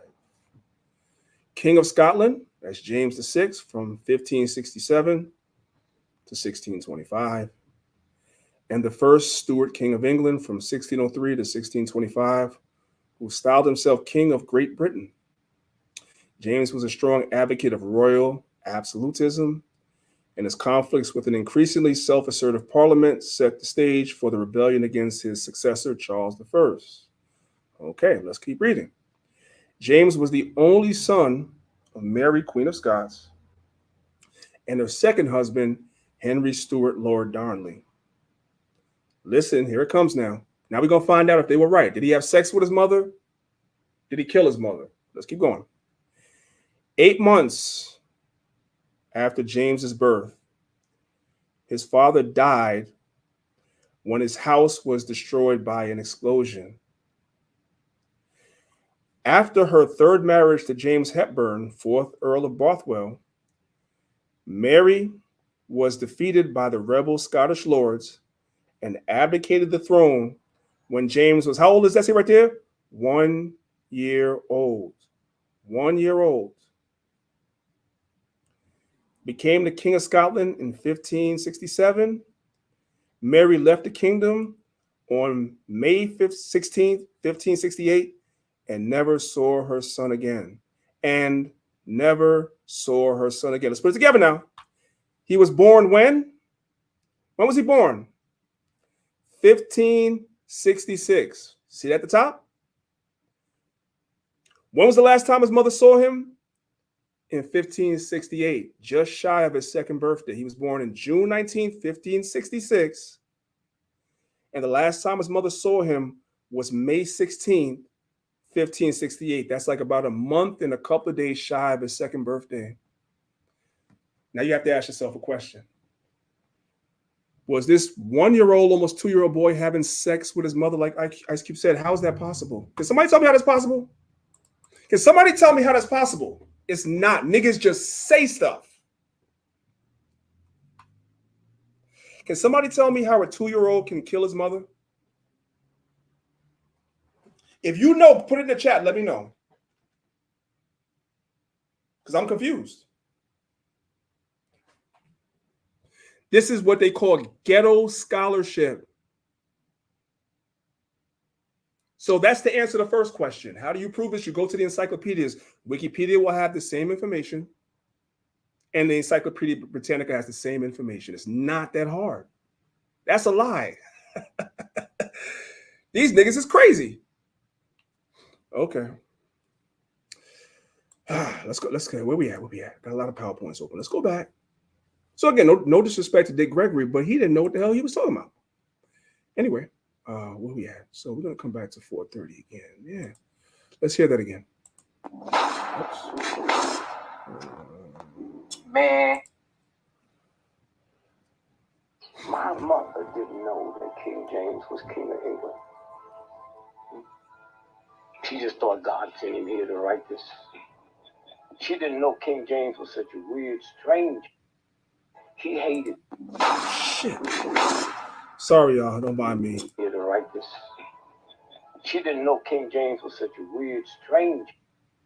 He hated. I want you guys to see that he hated his mother so bad that he killed his mother. Now we know together that's a lie. And that's no disrespect to Dick Gregory, but that's a lie. Let's keep going.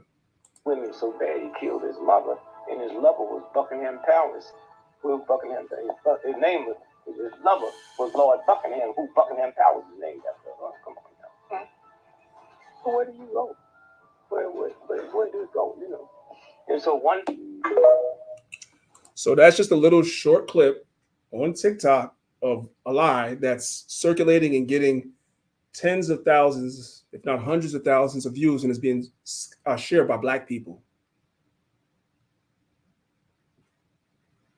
The misinformation is put out there, and then Black people proliferate it and will come to you at the camp and argue with you, and they don't know what the hell they're talking about. And this is done on purpose by the powers that be, the misinformation, because guess what? If you believe that, you ain't gonna want to touch no Bible. But let's keep going. King James also did some other things. I used to work at Amazon. I want you guys to listen to this very carefully. So now he's going to give a personal testimony. Praise the Lord. He's about to tell you something else he found out. Let's see what he said he found out. Let's go. He was so bad he killed his mother, and his lover was Buckingham Palace. Who Buckingham? His name was, his lover was Lord Buckingham. Who Buckingham Palace is named after? Come on now. So where do you go? Where do you go? You know. And so one. King James also did some other things. I used to work at Amazon, and one day a box came across the belt. So the box came across the belt. What was in the box, buddy? And I was about to scan it into the system to start the story. And it said King James. But before I seen King James, it said Book of Demonology. So he was working at Amazon. We know Amazon sells a lot of books. So a box came across the conveyor belt at Amazon, and it said King James, and it said Demonology.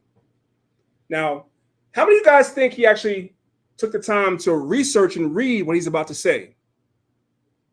How many of you guys think he did that? Let's go. Or something like that. Demon something. Satanic rituals, all types of crazy. The book says nothing about demons, satanic. It says nothing about none of that stuff. None of it. None of it. He's just making it up. He's just making that up, guys. Let's go.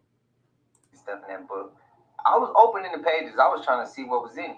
And the author was written by King James. Okay, so the author was written by King James. So he opened the cover, read the cover, opened up to the first page. It does say King James. Yeah, that's all he did. He didn't read the book. Let's go though. The same King James. I thought that was kind of weird. That was something that made me question a lot then. I was already questioning certain things, but as far as dude's question about the Vatican. So the question is, he starts to question things. But when you start questioning things, what do you need to do to answer your questions? You need to research.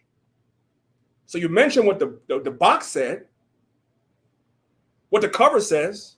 You opened it up and read the first page to confirm that it was by King James, but you didn't read past that. Okay. Let's go to the next fella. Where are niggas getting that from? They're getting it from the white man. That's where they're getting it from. They're getting it from the white man. Let's listen to the white man, right? Because this is who niggas love to listen to. So here we go. Listen. So I get asked this question all the time. Let me turn the volume up.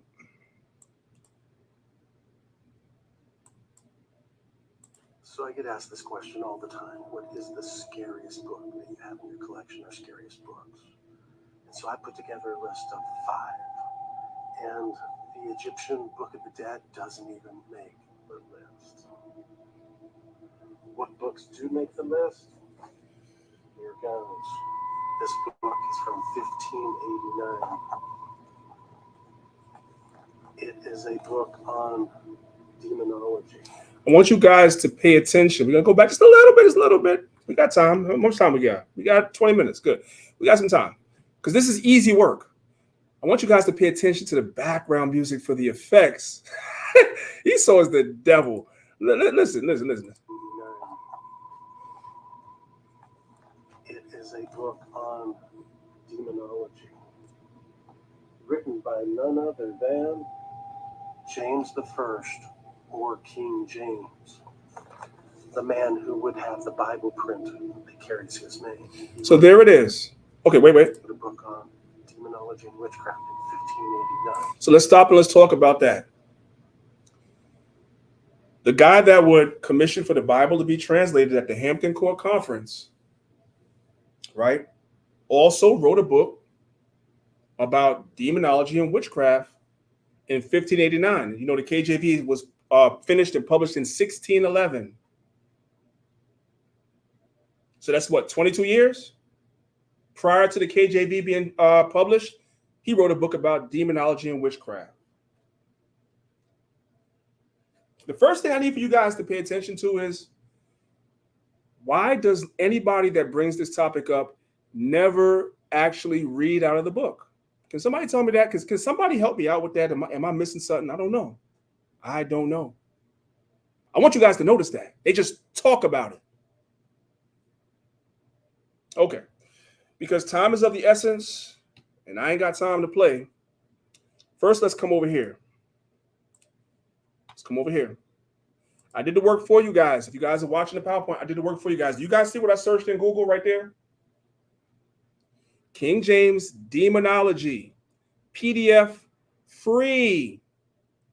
You can come to this website called Internet Archive. If you type this in just like this, King James Demonology, PDF free. You got to pay for it. It's going to bring up the first 2 websites as Internet Archive. You come here, right? Click on it. And you scroll down, and looky what you got right here. You have the PDF. You click on the PDF. And what do you guys have there, ladies and gentlemen? You have the demonology book that King James wrote for free. You can put this in your arsenal. It's free. I believe it's on our website, El Zahab. I believe it is as well. But if not, we're going to put it on there. See that? Free. That little arrow right there, that's download. Let me bring Zahab back in. Okay. Yeah. You guys see that little arrow right there? That's to download it. You can download it to your phone. You can download it to your computer. You guys can have a free copy. Because it seems to me that everybody likes to talk about this, but nobody likes to read it. I wonder why. You know what we're about to do, ladies and gentlemen? We're about to read it. We're about to read it. Because I need to see something. So here we go. Let me go ahead and make sure I'm sharing my screen. Yes, I am. Here we go. Right? This is from a PowerPoint that I did in the academy. So you guys better believe I'm not going through all of this today. There's no need. There's no need for me to go through. I'm going to debunk this real fast. If you want the entire presentation, join the academy. That's all I can tell you guys, right? But this is the book. Okay. Now. Oh, no. Yeah, I'm gonna take my time with this. Let's go to the next slide. Not only is there garbage circulating on TikTok, but this is a meme from Instagram. The same man who wrote the Holy Bible wrote a book called Demonology. Ooh, oh my God. Oh my God. Now we got to throw the Bible away.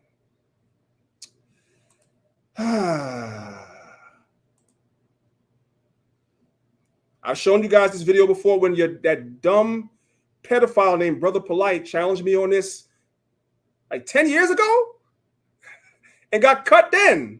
Same topic. Okay. Right? Y'all seen the video, right? Do I have time to play it? I got a little time to play it. Let's enjoy it. For this is like right after Cameron trial. What is that, like 10, 12 years ago? Show you how long we've been cutting the same stupid thing. Your man, Brother Polite, saying the same dumb thing to me back then. Let's go. Daniel.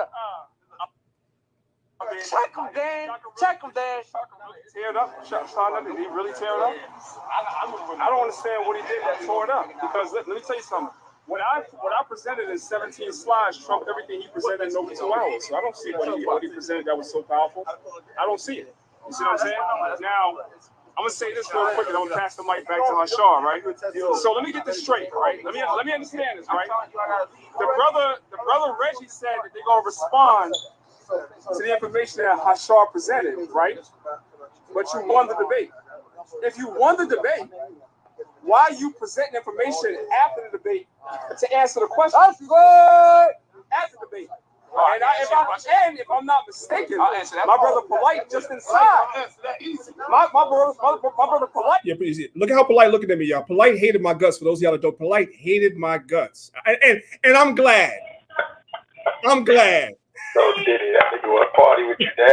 Yeah, I am. So listen, hey man, that is an honor that nigga hated me. He hated me, and I love it.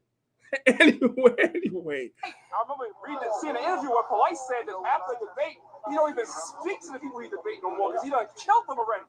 So if you killed us already, why are you responding to information after the debate? You know why? Because you know damn well that you didn't kill no damn body. You know damn well, man.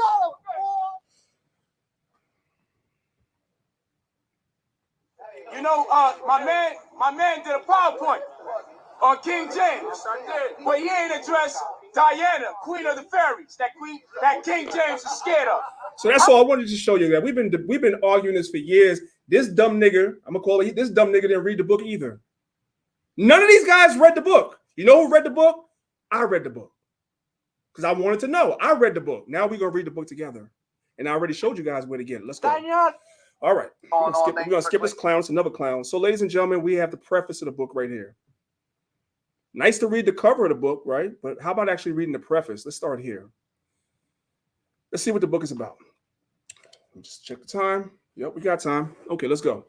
It says, the fearful abounding at this time in this country of these detestable slaves of the devil, the witches or enchanters. We could stop right there. I could close the PowerPoint right here. He called the witches devils. Now remember, guys, you got to remember, spelling was not standardized in 1611. In 1589, English spelling was not standardized. So we spell devil D-E-V-I-L today because we're speaking standardized English with standardized spelling. Spelling was not standardized in 1589. So this word right here is devil. He called the witches the devil. I thought that these MFs said that he was actually a practitioner of demonology, a practicing witch, and bigging it up. No, he called them he called them the devil right there. This is not even in the book. This is the preface. Matter of fact, ladies and gentlemen, this is the first sentence in the book.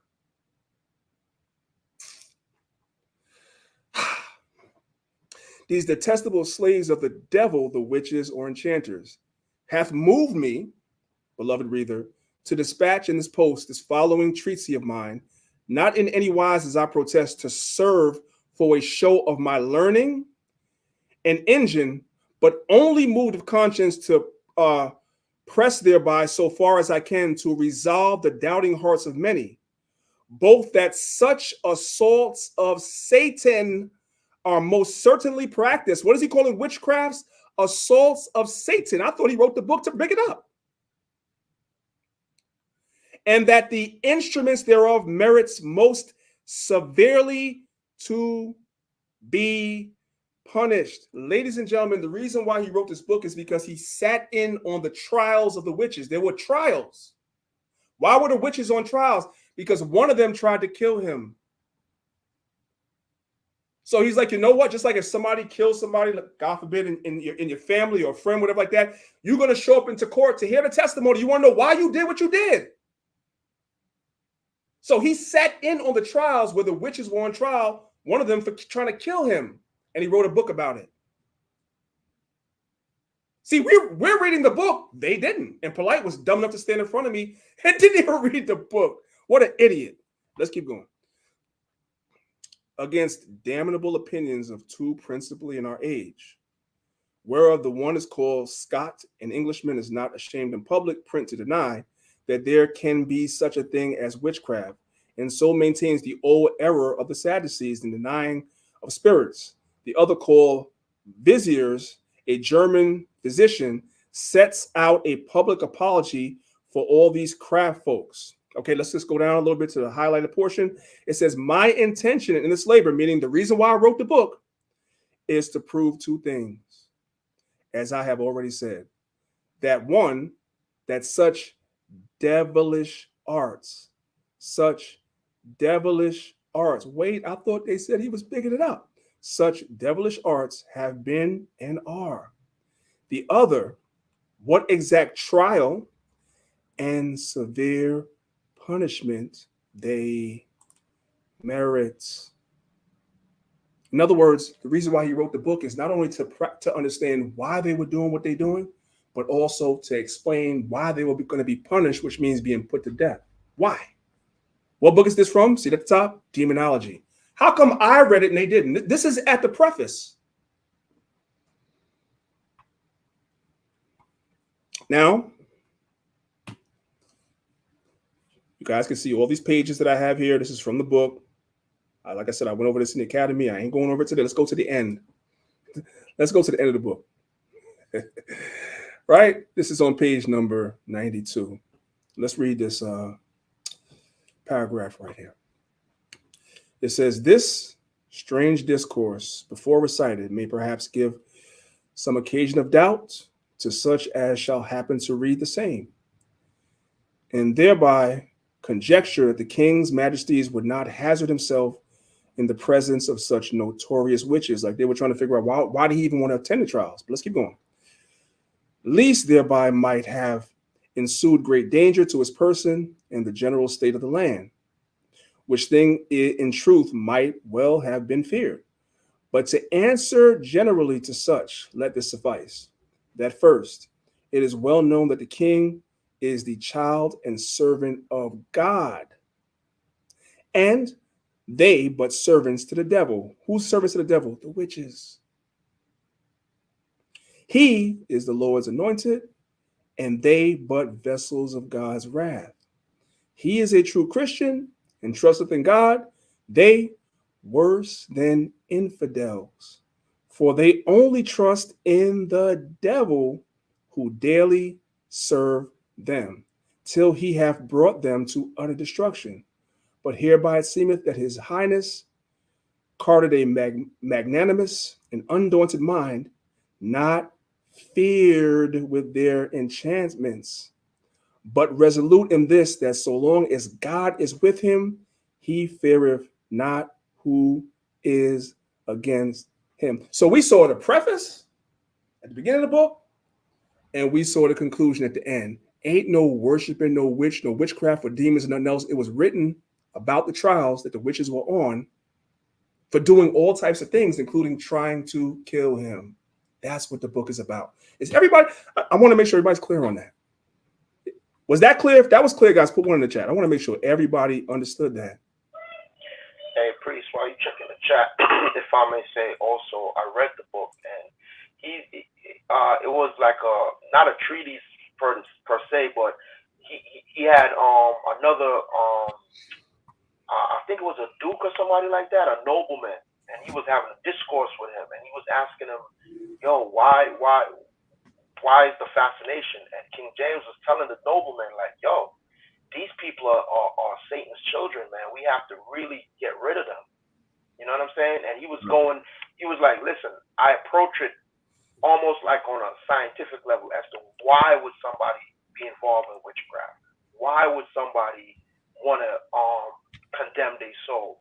And he said it was mostly the women who was doing it. I gotta read the book. I read the book, King. I read the book. And King James was like, yo, it's the women. These witches are foul, wicked women. And they try to kill him too. So, yo, man. Gonna make the sisters upset with that one. You gonna be just but it's the truth. Where the sisters of Seven Down one, it's the freaking truth. Brothers and sisters. Go read chapter 2 too. Go read chapter 2. Mm-hmm. I'm telling when you read, it's nothing about the man worshiping no devil, bro. Our people are just stupid as hell, man. They see the book, see the title, and that's it. Oh, you know what? That's telling me you never wanted to believe in the Bible anyway. Because if you're that easily swayed, your heart ain't in it, man. Right. So once again, you guys are looking at the screen. Can't nobody know it. Hey man, if you fall out the truth behind this stupid stuff, we're gonna mock you. We're gonna mock you. I'm telling you guys where to go to get what I just read. It's free. It is free. And I showed you guys, just read the preface and the end. You can read the rest of the book on your own, like Elder Zahab said. But I'm showing you guys where to get it. You just type in King James Demonology PDF free. Make sure you put in free. PDF free. It comes up on the website Internet Archive. You can download your own copy. One of the witches tried it real quick because I know time is of the essence. One of the witches, what they did was he had somebody that was, so if you know the history of him, he didn't really interact and mingle with the public. He would have the people that was in his inner chamber. And one of the people that worked in his chamber cut a piece of his clothes and gave it to a witch. And the witch dipped the clothes in like some type of thing that if it touches the skin, I forget. It's been a long time since I read the whole book. But she put something on the clothes that when he put the clothes on, it would seep into his skin and ultimately poison his blood and kill him. That's what they did, right? It's in the book somewhere. It's on one of those slides that I had in there, but that's basically what happened. So because of that, somehow or another, he found out that they did that. And so that person that was in his court was put to death, and the witch was eventually put to death as well that tried to do that. That's all in that book. That man made a sport for killing witches, bro. Yeah. That man took it to the next level. And then they turn around and talk about he was worshiping the devil. That's crazy. It's not hard, guys. Ladies and gentlemen, what I just demonstrated in the last half an hour is the power of just reading. This is why TikTok is dangerous, is because it's a bunch of stupid people that have access to make videos that don't know what the hell they're talking about. And it's sad. But I'm equipping you brothers, especially you brothers that are teachers, I'm equipping you guys what to say because this stuff is easy. It's not hard. If you guys want the full PowerPoints, hey man, you got to join the next academy whenever the Most High move me to do another one, and you guys will get the whole lesson, the whole book, everything, the whole breakdown of everything. But until then, I gave you guys enough to, to protect yourselves. So with that being said, time is of the essence. If you guys have been here watching the video and have not subscribed to the channel, have not hit the like button, you're off. Oh, I wasn't showing that. Hold on a second. Let me was I showing that? I want to make sure I was showing that. Let me do it one more time. Make sure I was showing. I believe I was. There it is. Right? Boom. Okay. I'm gonna stop sharing now. All right. Yeah, brothers and sisters, subscribe to the channel. We will be here again next week. Most High will. Zahab, you have anything you want to say before we get out of here? A lot of resources. You don't have to go anywhere. You can come to our website. Go to our book tab. We have some. Okay, let me do that real quick for them. Yeah, I'm gonna do that real quick for them. Yeah, Demonology's on there. There's another good book, Memoirs of the Secret Service of John Mackey. And how many of y'all know that 007 and all that started back in the Victorian age? What's that, Queen Elizabeth II? That's where you get the idea of spies and 007 and all that. It's a lot of information that's on the website as far as in a book form. You just, brothers and sisters, just got to take time to read and digest it. So guys, this is our website, thelionsofisrael.com. You guys can come here. You guys see we have a tab here that says books.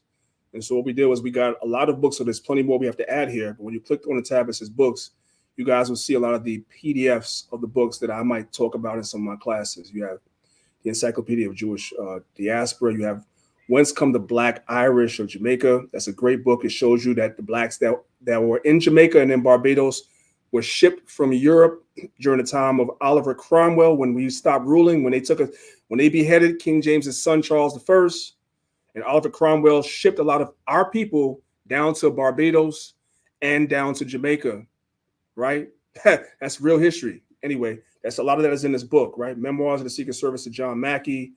Demonology at the bottom. Demonology at the bottom, right? There it is, right there. Demonology is right there. So it's on our website, The Lions of Israel. If for some reason you can't, if for some reason 1 second.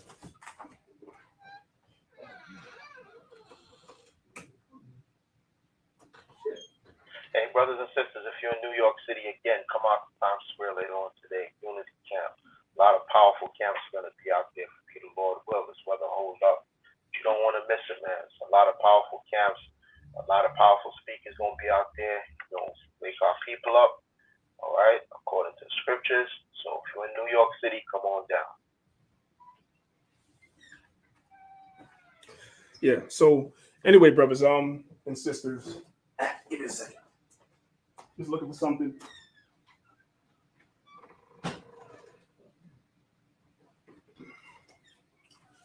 All right. So If you don't, real quick, priest, if you have interest in a book and you don't see it, shoot us an email and we can get it for you. More than likely, you know what I mean. Not some super rare book when we can't get it. We'll all get right. it and we'll post it up. All right, brothers and sisters. So we're out of here. Time is passed already. I appreciate you guys being here. If you have not hit the like button, man, like I said, you off. Repent. Mike, brother Mike from Colorado asked, "Are we doing an academy this year?" Probably not. I need a break, to be honest, unless I get like an influx of people. And the email to join the academy is going at the bottom of the screen. If I get enough people in the right places, then we might just do it. But as of right now, no. So the captains will be checking the email from time to time, and we'll make a decision once we get enough people. With that being said, I'll see you guys again here next week, 10 a.m. Eastern Standard Time.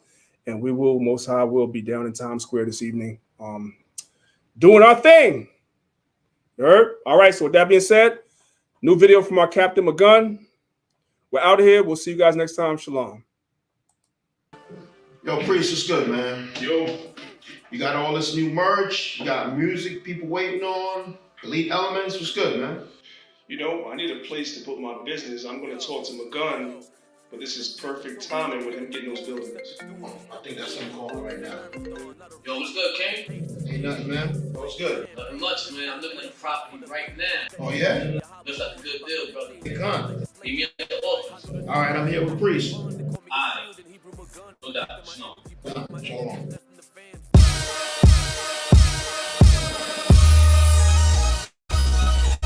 Flexing, flexing, flexing, flexing, flexing, flexing.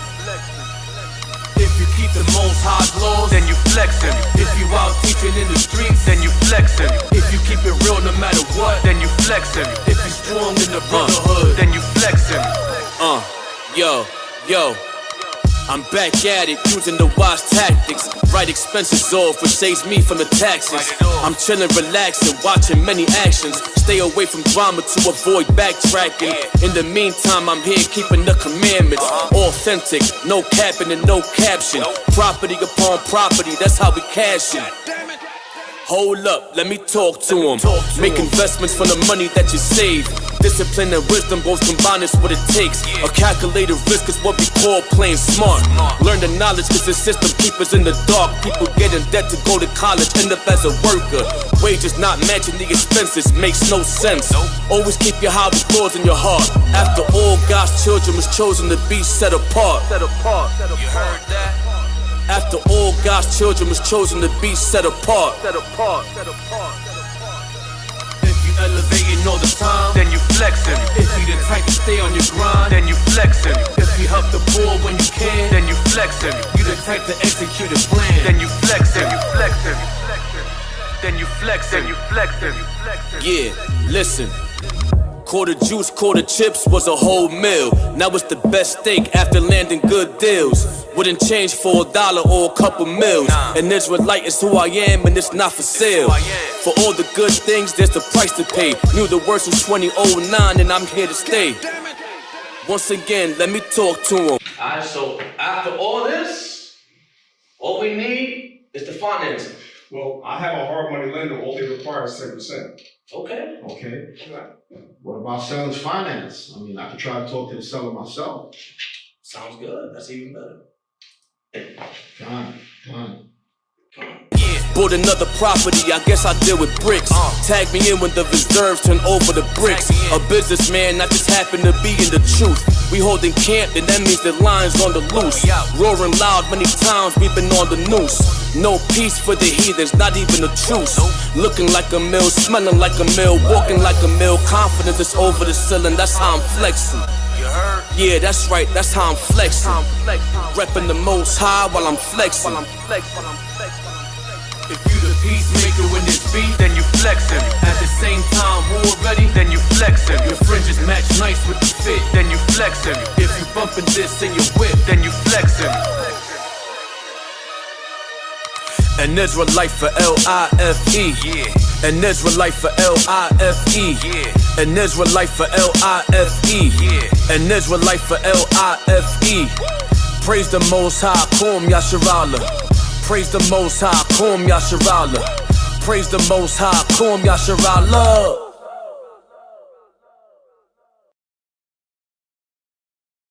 A lot of us Blacks and Hispanics, we hate knowledge, man. We hate to hear knowledge.